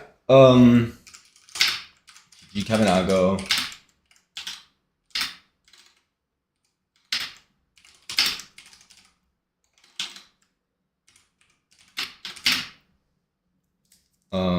Who else is really good? Kim Jacinto, holy shit. But I haven't even read any Kim Jacinto comics. I just really like his drawings. What else did I say? Matteo Scalera.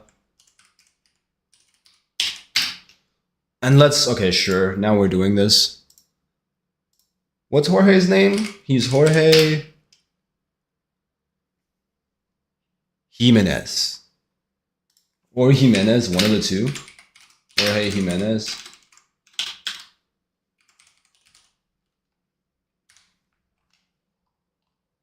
Chrome Hearts Girly, yeah. I read that this sort of shape and design is called Metal Heart as well. Jimenez, you love him. That's some people whose art I really like. Who did I say? Terry Dodson. Yeah. So this is where we are at right now. Whoops, that's the wrong one. That's the one. With the newest iteration that I did. Don't think about the personality. I know it's a miss. But the design, I think, I stand by.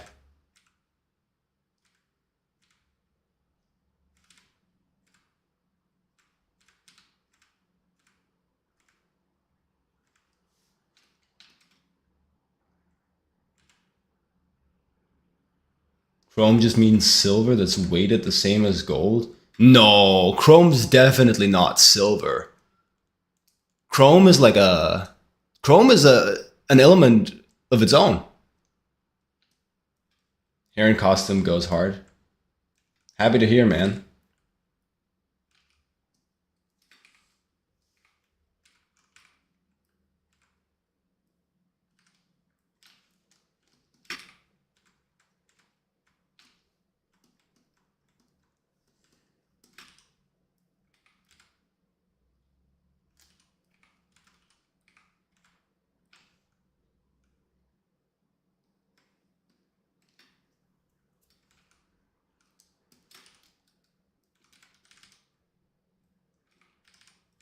And you like the cloth? Nice, nice.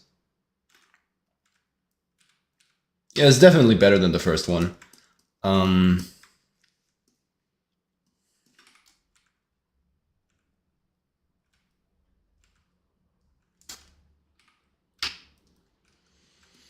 Better shapes. Dude, maybe that's all we need for the purposes of this sketch. Just put the fries in the bag, little bro. No, for sure, for sure. I'm definitely going for like a technology so advanced it becomes surreal.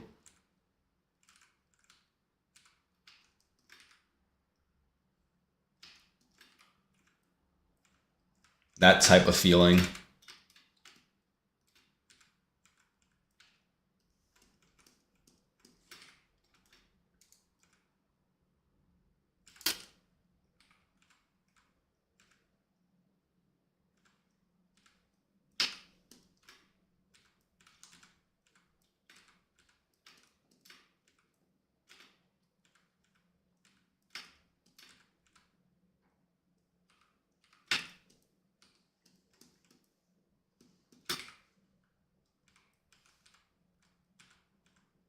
Wind in his hair.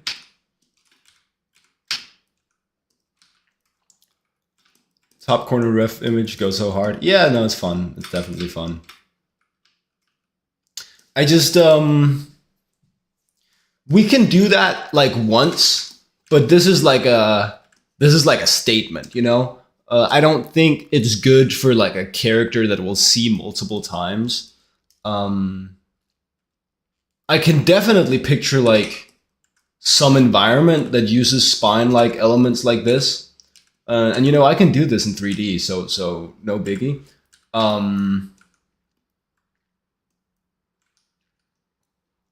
I don't think it's like a character thing.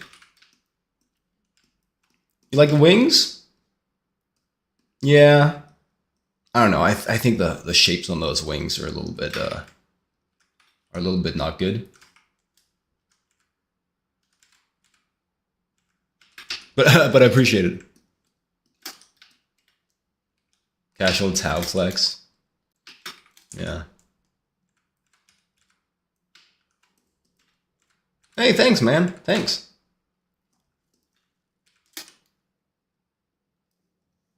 I do 3D. Yeah. I just don't do it very much. I like drawing way more than I like doing 3D. So it's just it's like a tool that I bust out once in a while when it feels really useful. Like the benefit is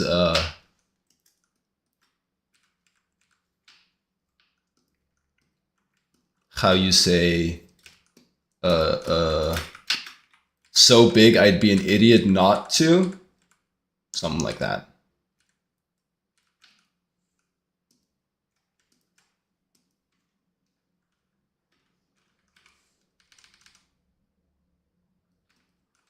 Draw a lot on paper? Yeah, no. I draw on paper. When I'm on the go, you know, that's how I do it. I'm not an iPad kid, but I don't know, man. I really like digital. I like how easy it is for me to change medium or pen style or approach. It's like, oh, and then I can just, you know, draw the floor plan and then skew it into perspective. Or I can do, and I guess like Photoshop's better for this, but like I can just create a repeating pattern by duplicating the same transform action. Or there's a lot of design that digital unlocks that I like a lot.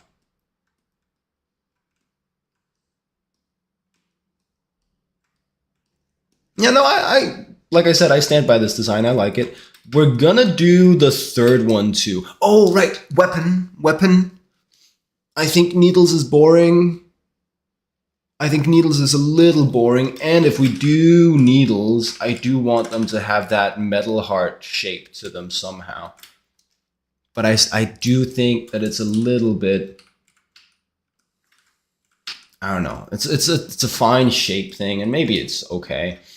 I just think her weapon could be cooler than just boring ass Needles.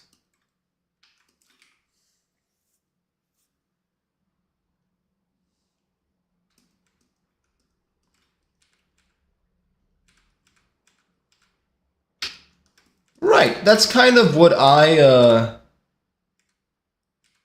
that's how I think. Well, no, never mind.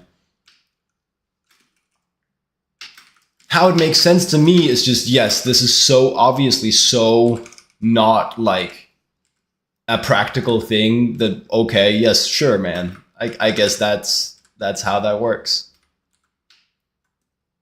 Orbs, we could do orbs. See ya. Valuting. Lock in. Lock the F in.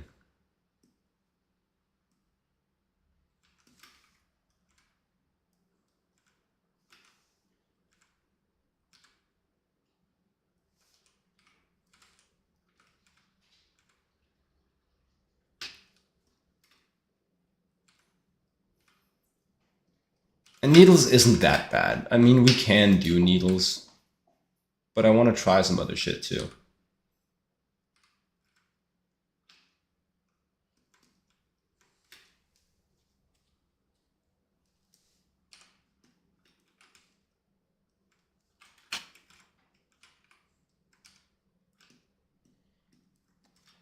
Okay, here's needles. Put them on needles layer.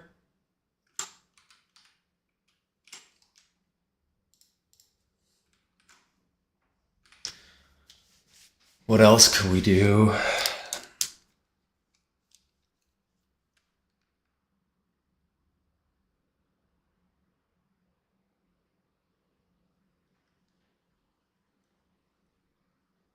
I can see circular blades.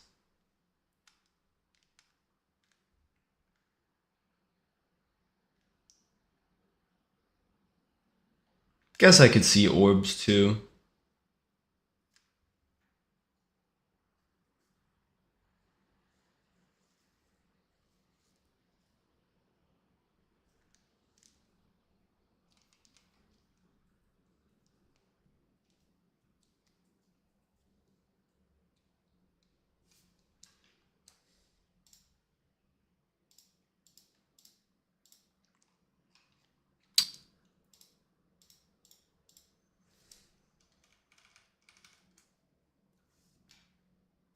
I didn't name the layer needles.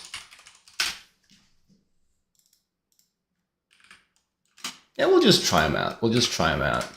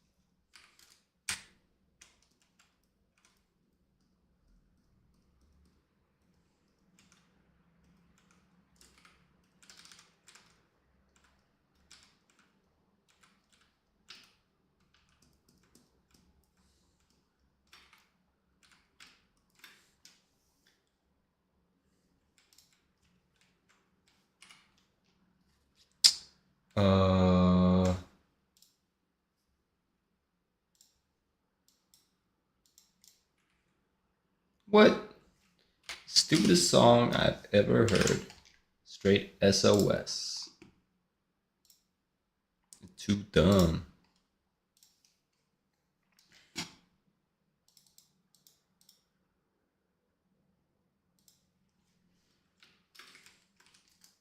Chains. Chains. She needs tempo. Fuck it up for the tempo.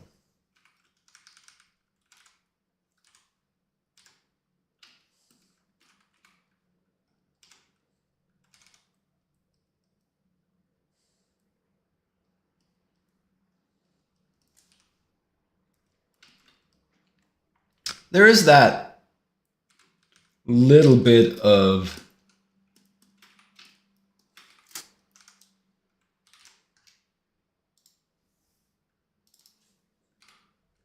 chains too.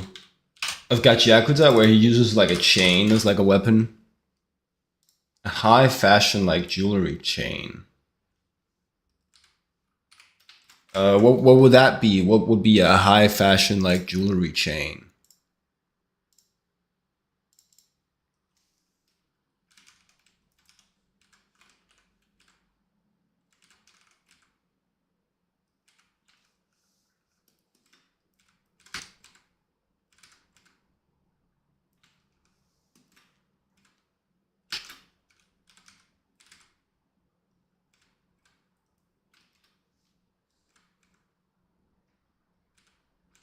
Nice, that's what I wanted him to do.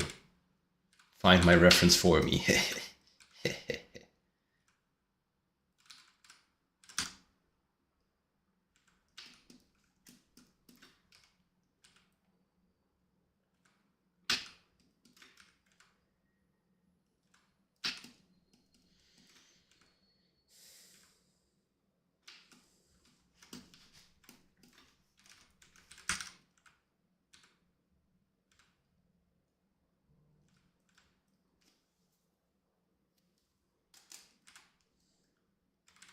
Okay. I'll look at it in a sec. First, I want to try this idea out.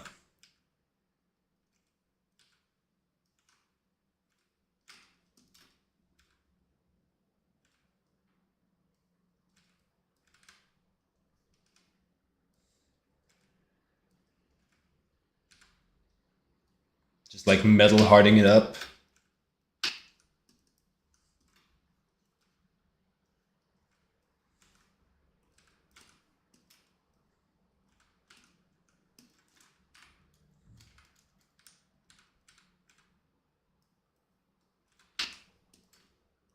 Probably could do, I don't know, yeah. Loops as well.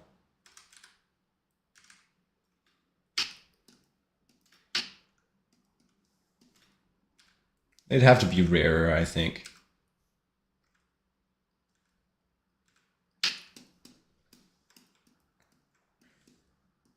It's obviously very busy. I also think there's a more elegant way to do the same idea. Structure it a little better, probably. Now, you sent me a reference on the Discord.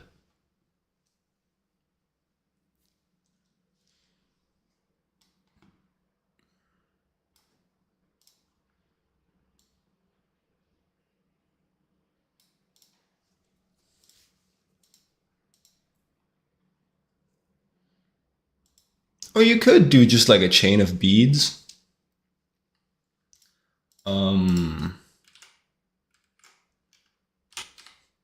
See, this is where digital's kind of goated, because I can just go in here, I can get my hard round brush,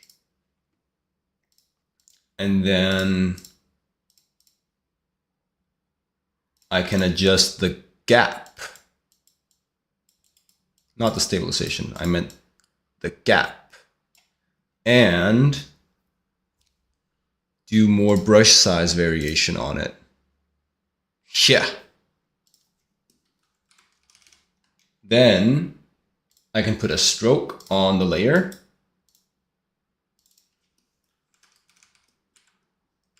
And just kind of trace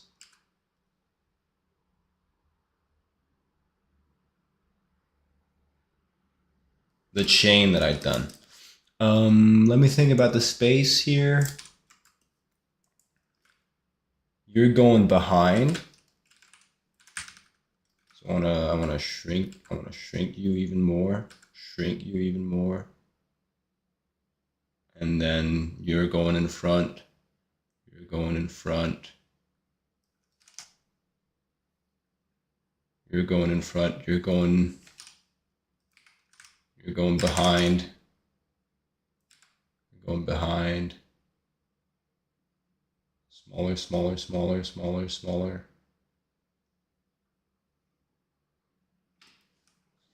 Like that. Then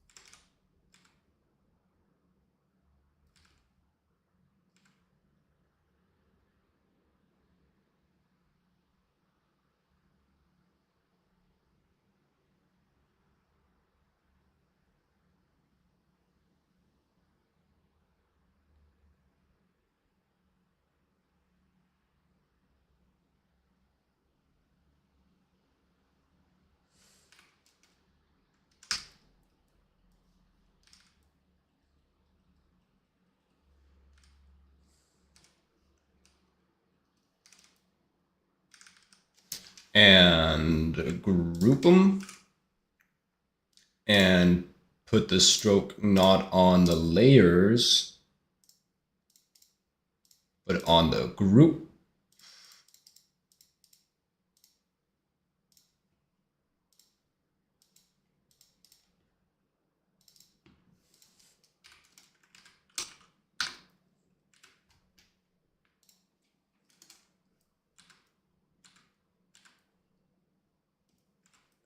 It's just really powerful for designing quickly, man.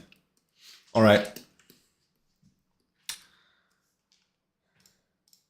And then mask out the bits that are overlapping.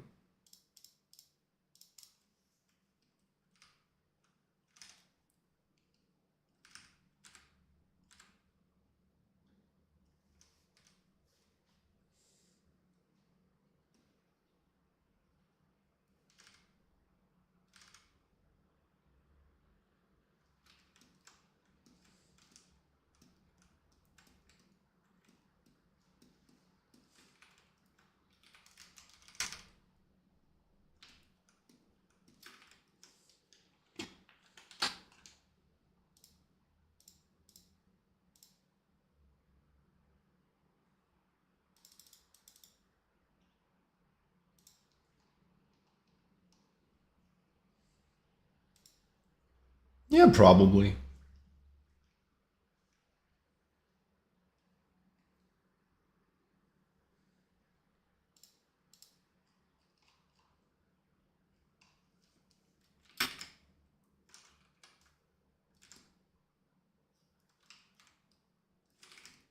Can we just no, not that.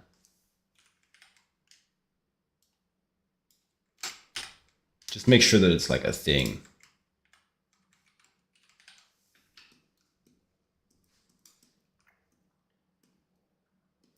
Give it some silhouette.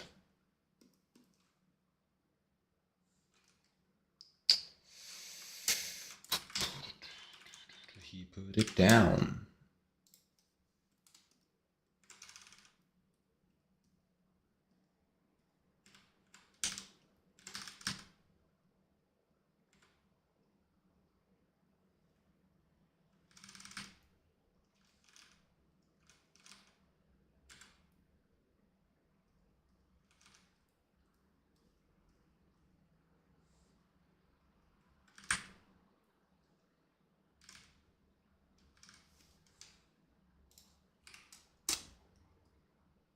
Nope, not what we wanted to do.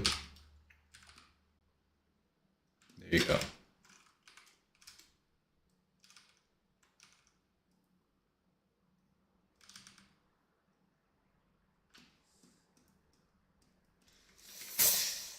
Do-do-do-do.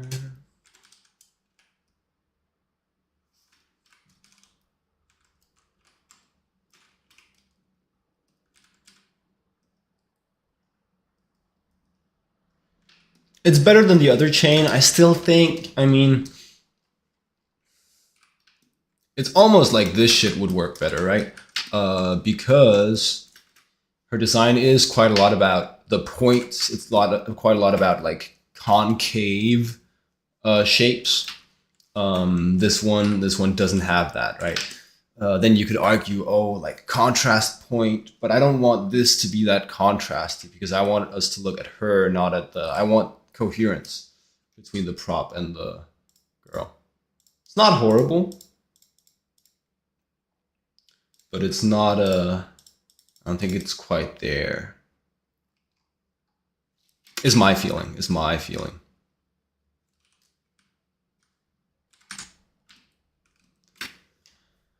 What else we got? Needles here. Let's just group them all in a folder, call them props. Props.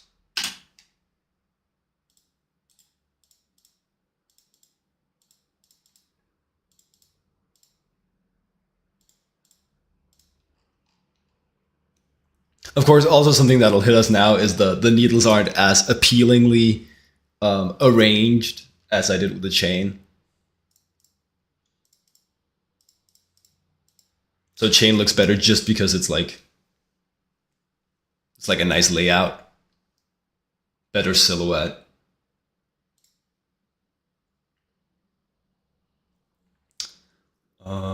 One thing with these though.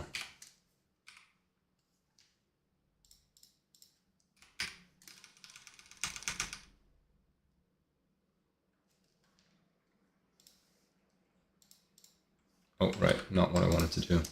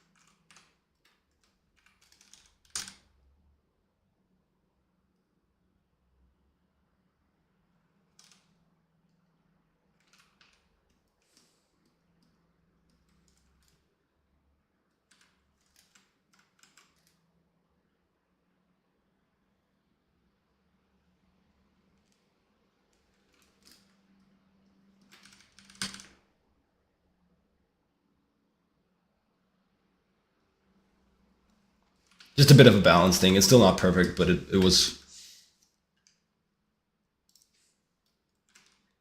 Didn't feel very nice just a second ago, I think.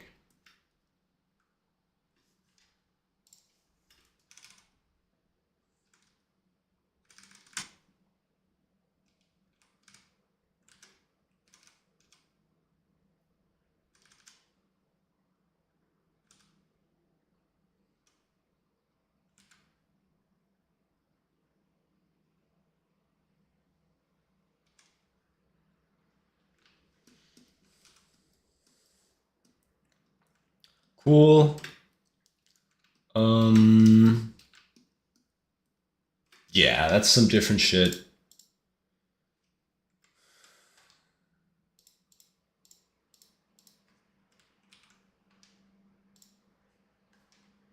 Last call. Um,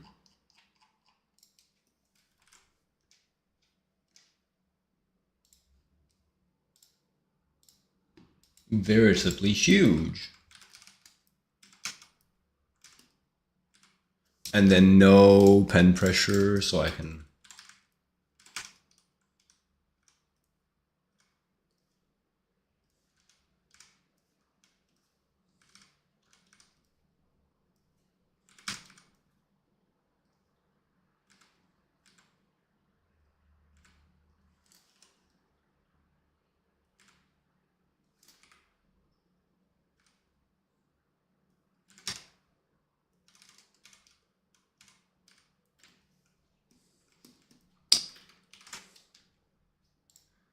Orbs. And then make them like metal hardy and liquidy and like spiny and attacky, weapony.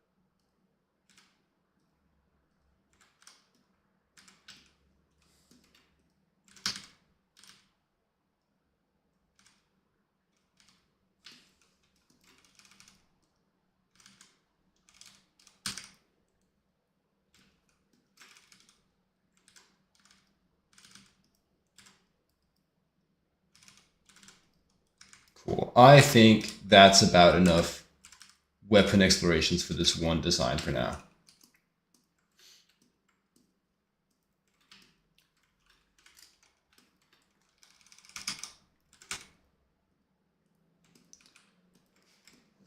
Let's just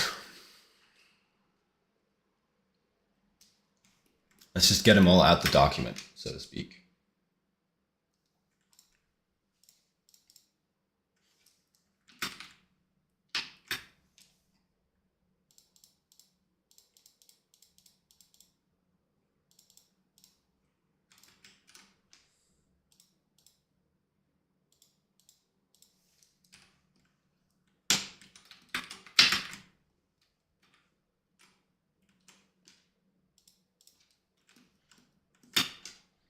This is like peripherals. Nope. Lines. There you go.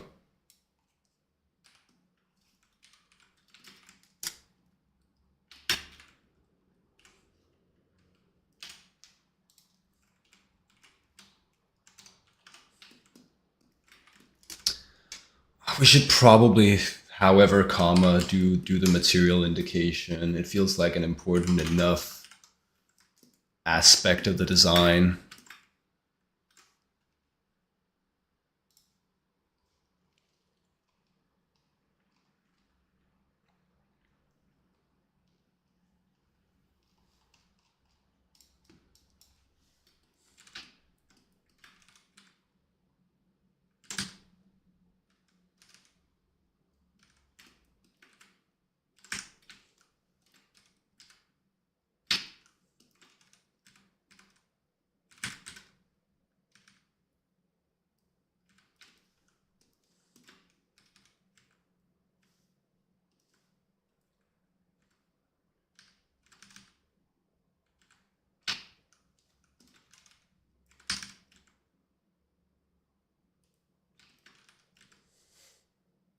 This is Bulletproof Love from Luke Cage with Method Man.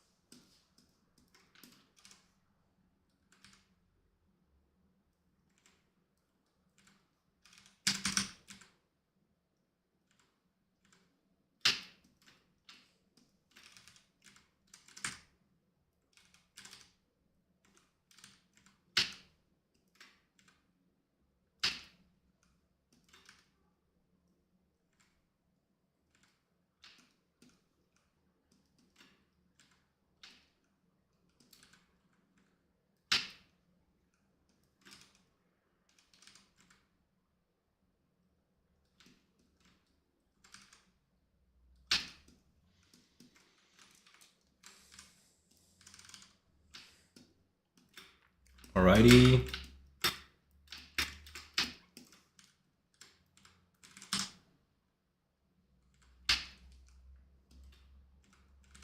We're talking chrome here. Shiny as, look dead as.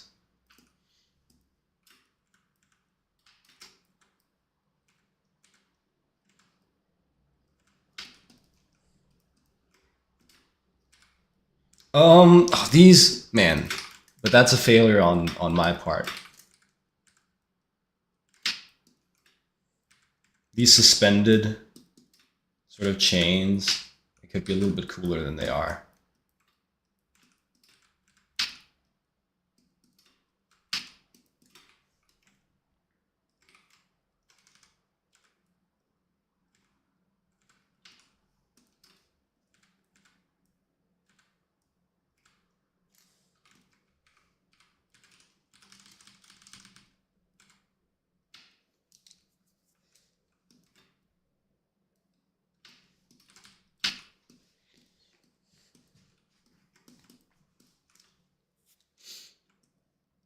Yeah, yeah.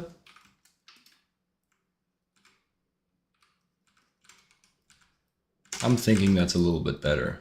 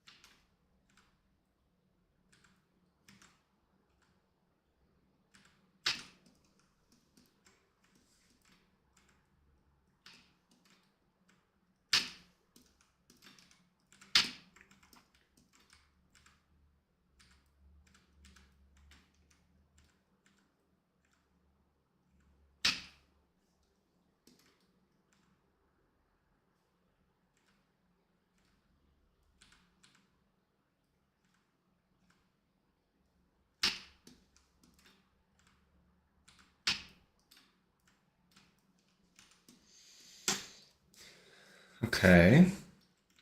Hello, you again.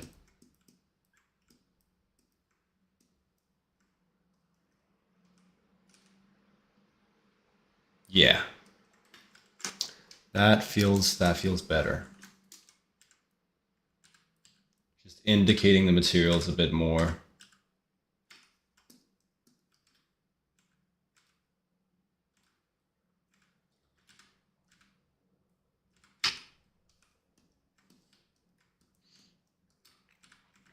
What am I working on?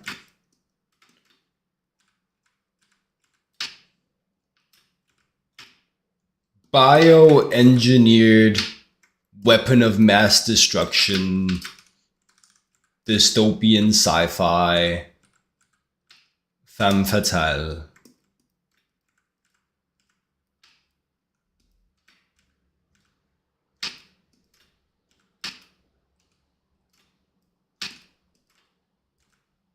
Hell yeah.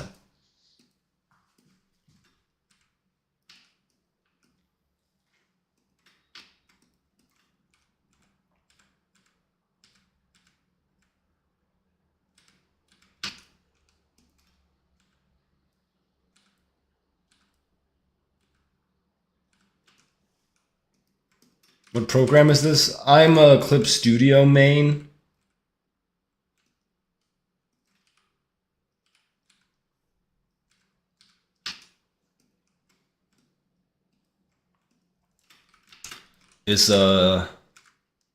Is cheaper in the long run.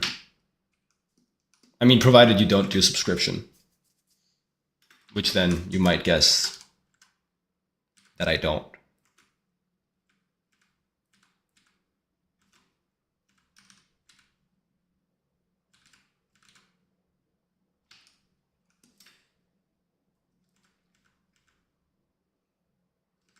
I do not use Procreate. I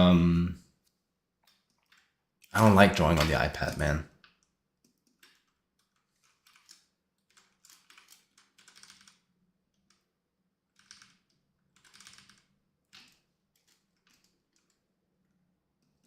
I don't like it.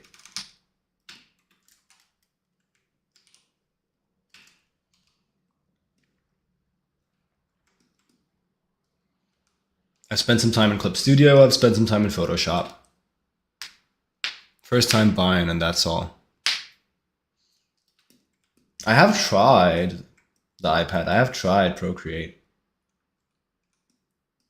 Cool. So that's that sketch. And then what I wanted to do was turn you guys off so I can grab this entire thing, group her.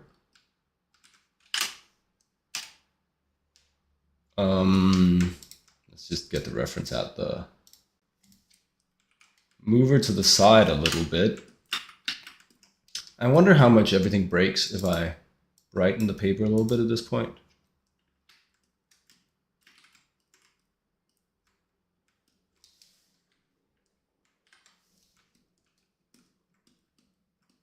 Not that much. And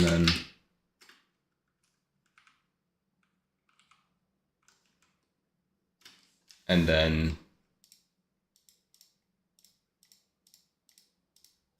there's the stroke. Let's just wait, what? Oh, not what I meant to do.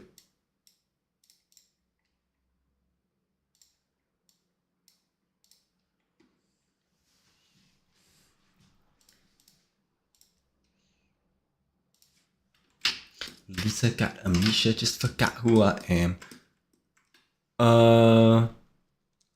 You only use Procreate, you focus on traditional side, anatomy, muscles, and bones.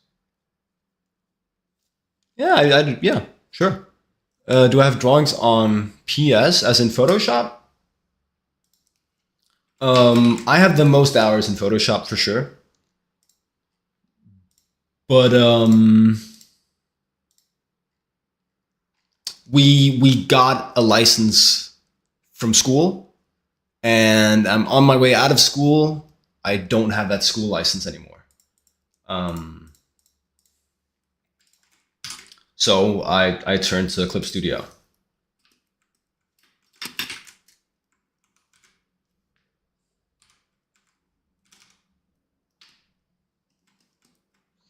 There you go. There's a sketch. And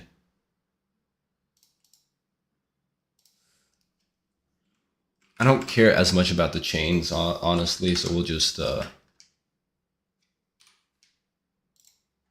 not going to do material indication on them. We're just going to know. We're just going to know.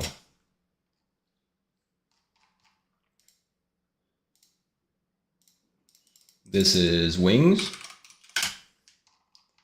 Just exporting now. Honestly, it feels unlikely that we're gonna have time to do another character sketch this morning.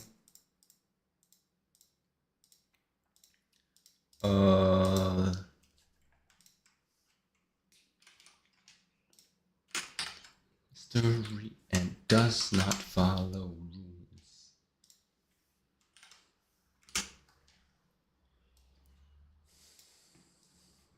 But I think we made something cool here. Bib Burr, how you doing? And the last thing essentially is needles. Needles. I think that's kind of all the important ones. I mean, I guess we did pure chain too.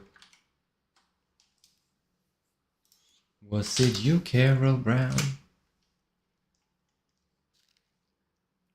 How's it going? Pretty good, pretty good.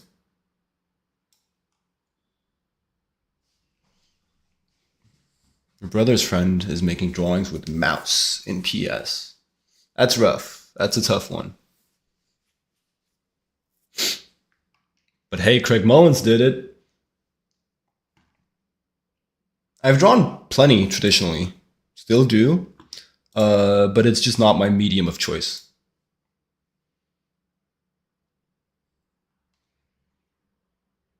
Oh, right. You're still sorting shit. Oh, that's rough. Man, that's rough. All right, let me dump this in the Miro board we're using. Oh, also, I guess I should do an export of. So this is, and what is this? This is Mind Lady, as opposed to Wings Lady. And Wings Lady, let's just also do like an export of her. An export, he says, and then there's a screenshot.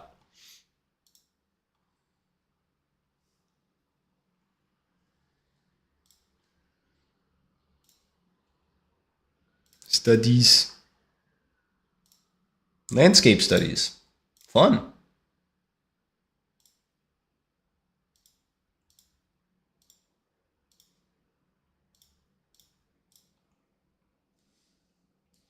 What's the best song in the world? 2 and 1 make 3 was destiny. I think, honestly, my favorite for the Mind Lady is...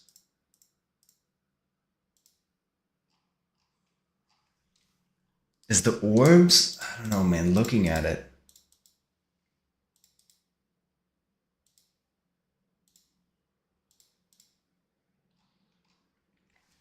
I don't know, I think we can do better. But I think the general idea is here. I don't know if the shapes just need to be a little bit more appealing. Or if the orbs need to be a bit smaller. Actually, we can do something fun here. And just do like a quick silhouette check on all of them. Nope. Right. That would require me to first do a little... Yeah.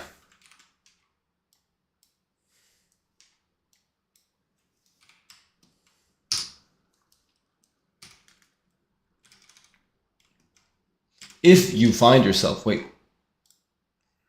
Oh, yeah, for sure. If you find yourself in doubt about whether or not a character design is good, one of the first things I do is I check the silhouette. And you can look at this and you can get like an idea of the silhouette from a sketch like this. But the easiest way to make the silhouette super visible is by just putting the entire thing in black. We're going to do that real quick.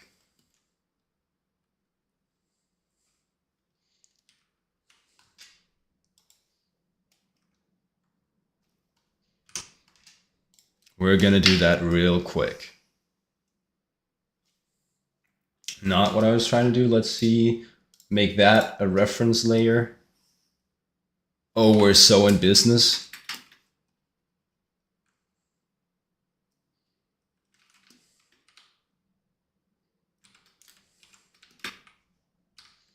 now all we got to do is just delete the bits that shouldn't go in the silhouette.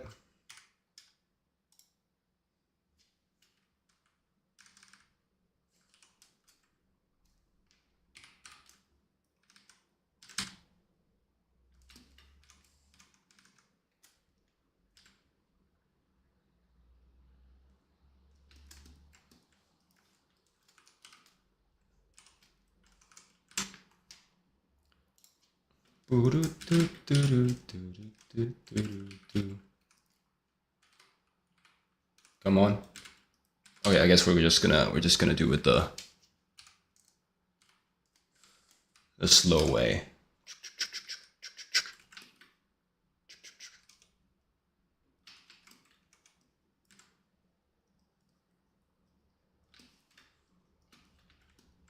Is that everything? Nope, we've got the head here.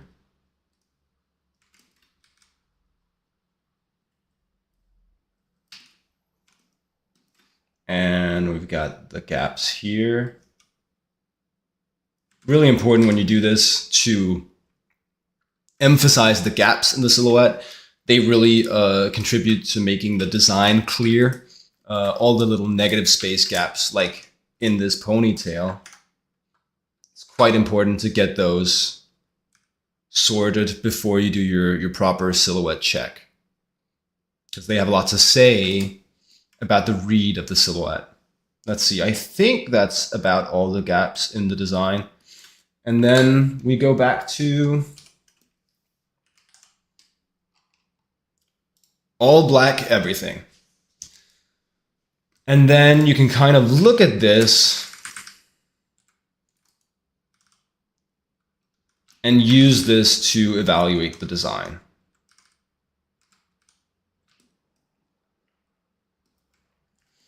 Does this feel good? And you can look for things like big, medium, small. For example, a problem I kind of have with this design right now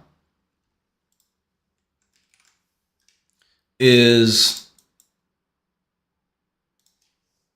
I have these tubes coming off of her silhouette and making gaps, but they're kind of all the same shape.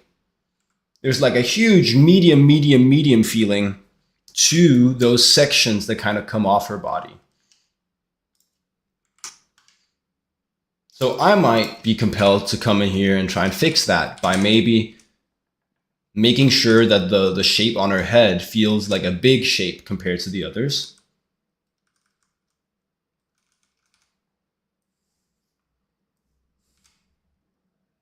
Maybe making the shape at the feet, deliberately making that a smaller shape, a smaller negative space.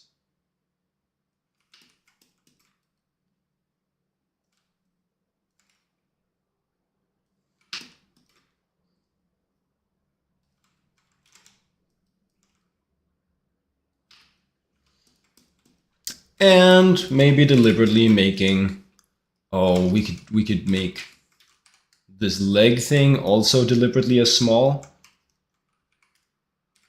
Generally, what's appealing is having the fewest big shapes, a medium amount of medium shapes, and the largest amount of small shapes, right? So that's what I'm using to guide my decision making right now. I'm gonna have one big shape in the head area. I'm gonna have a couple small shapes, a couple areas of small shapes, and then we could make this middle section of negative shapes. We could make that our medium. Not quite as big as the shape we have on our head, yet still significantly bigger than the small shapes we just modified.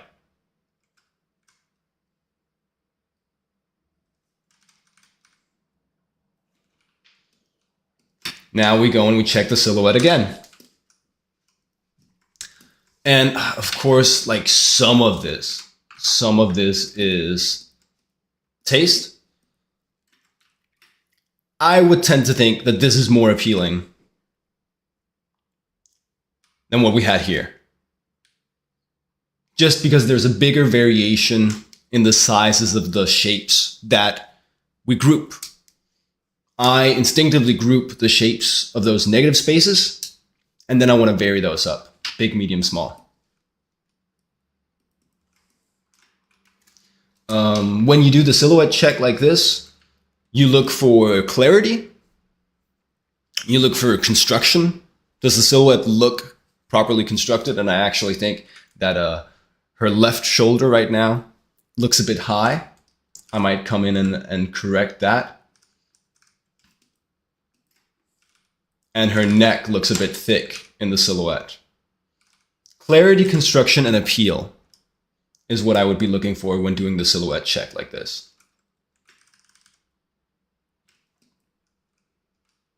Clarity, construction, and appeal.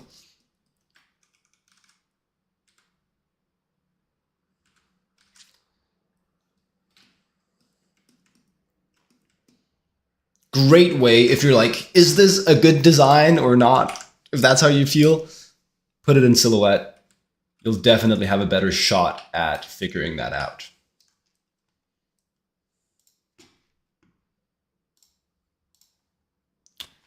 Look at that.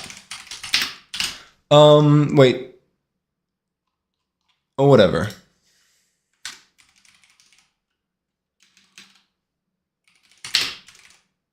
Do I also have a YouTube channel? I do, but it's just kind of the Twitch streams for now. I don't have any like medium form content yet. Oh, you know what we could do? Okay. Is when I did the silhouette check,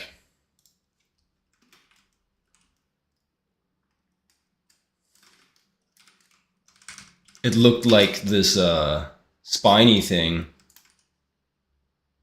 was part of her silhouette, but actually pulling it out, making a point of showing some negative space here, would better communicate the concept, I think.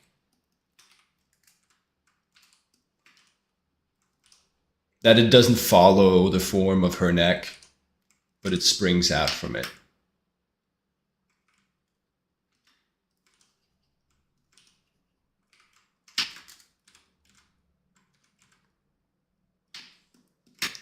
And that's, I think I broke the silhouette system, but.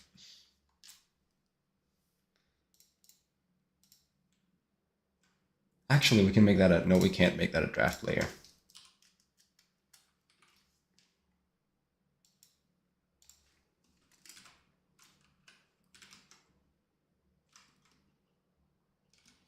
Maybe one day we'll do some YouTube shenanigans. It's not, doesn't really fit into the schedule right now.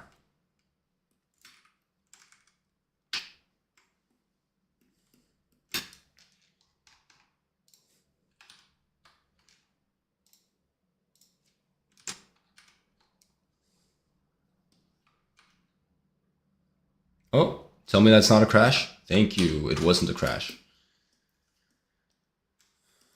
And we could geek out on the silhouette some more. I already think that this feels like a stronger design now.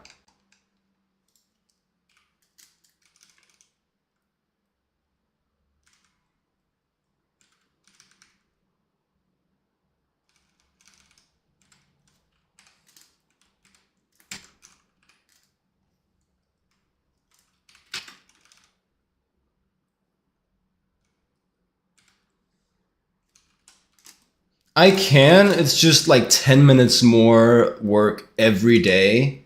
So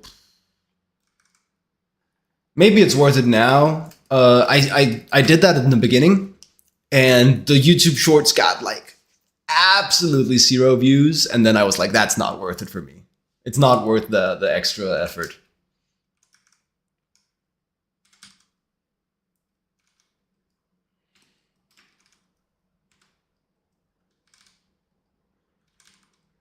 But this is true. That's like a social media optimization I could make.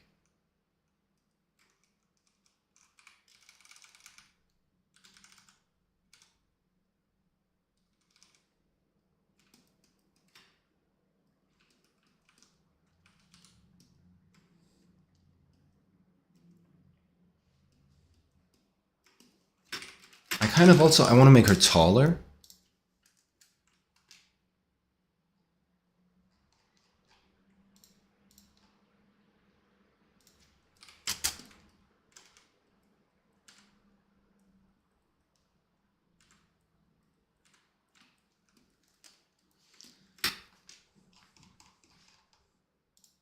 Anyway. Oh, right. I also, let's just check out the other props real quick, because that's one of the reasons I wanted to do the silhouette check was to check out the different props in silhouette. This feels too busy to me. Even, I'd say even like the orbs feel a little bit busy to me right now. I think I probably went too crazy with the spikes, the protrusions.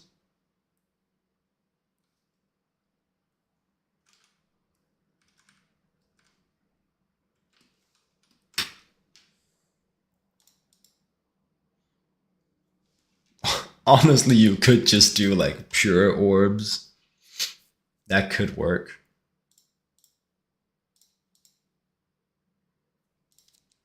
And needles.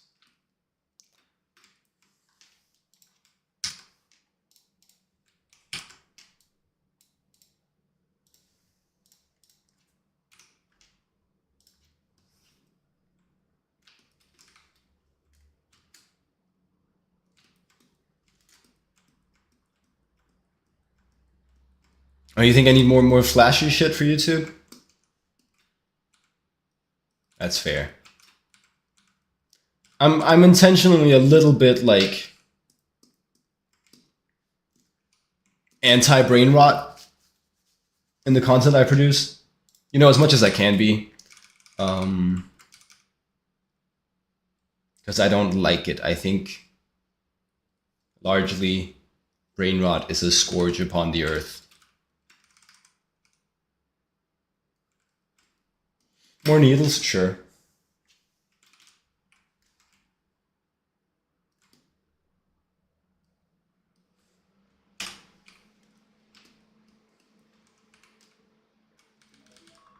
Anyway, and I gotta remember what that means. We're not gonna do the more needles right now. We're just gonna do this. 2 more things, Jacob. You gotta do 2 more things. Remember who you are. It's this. Do a new export because now we worked on the silhouette a bit. And it's do the same with just like literally pure orbs because I think there might actually be something there.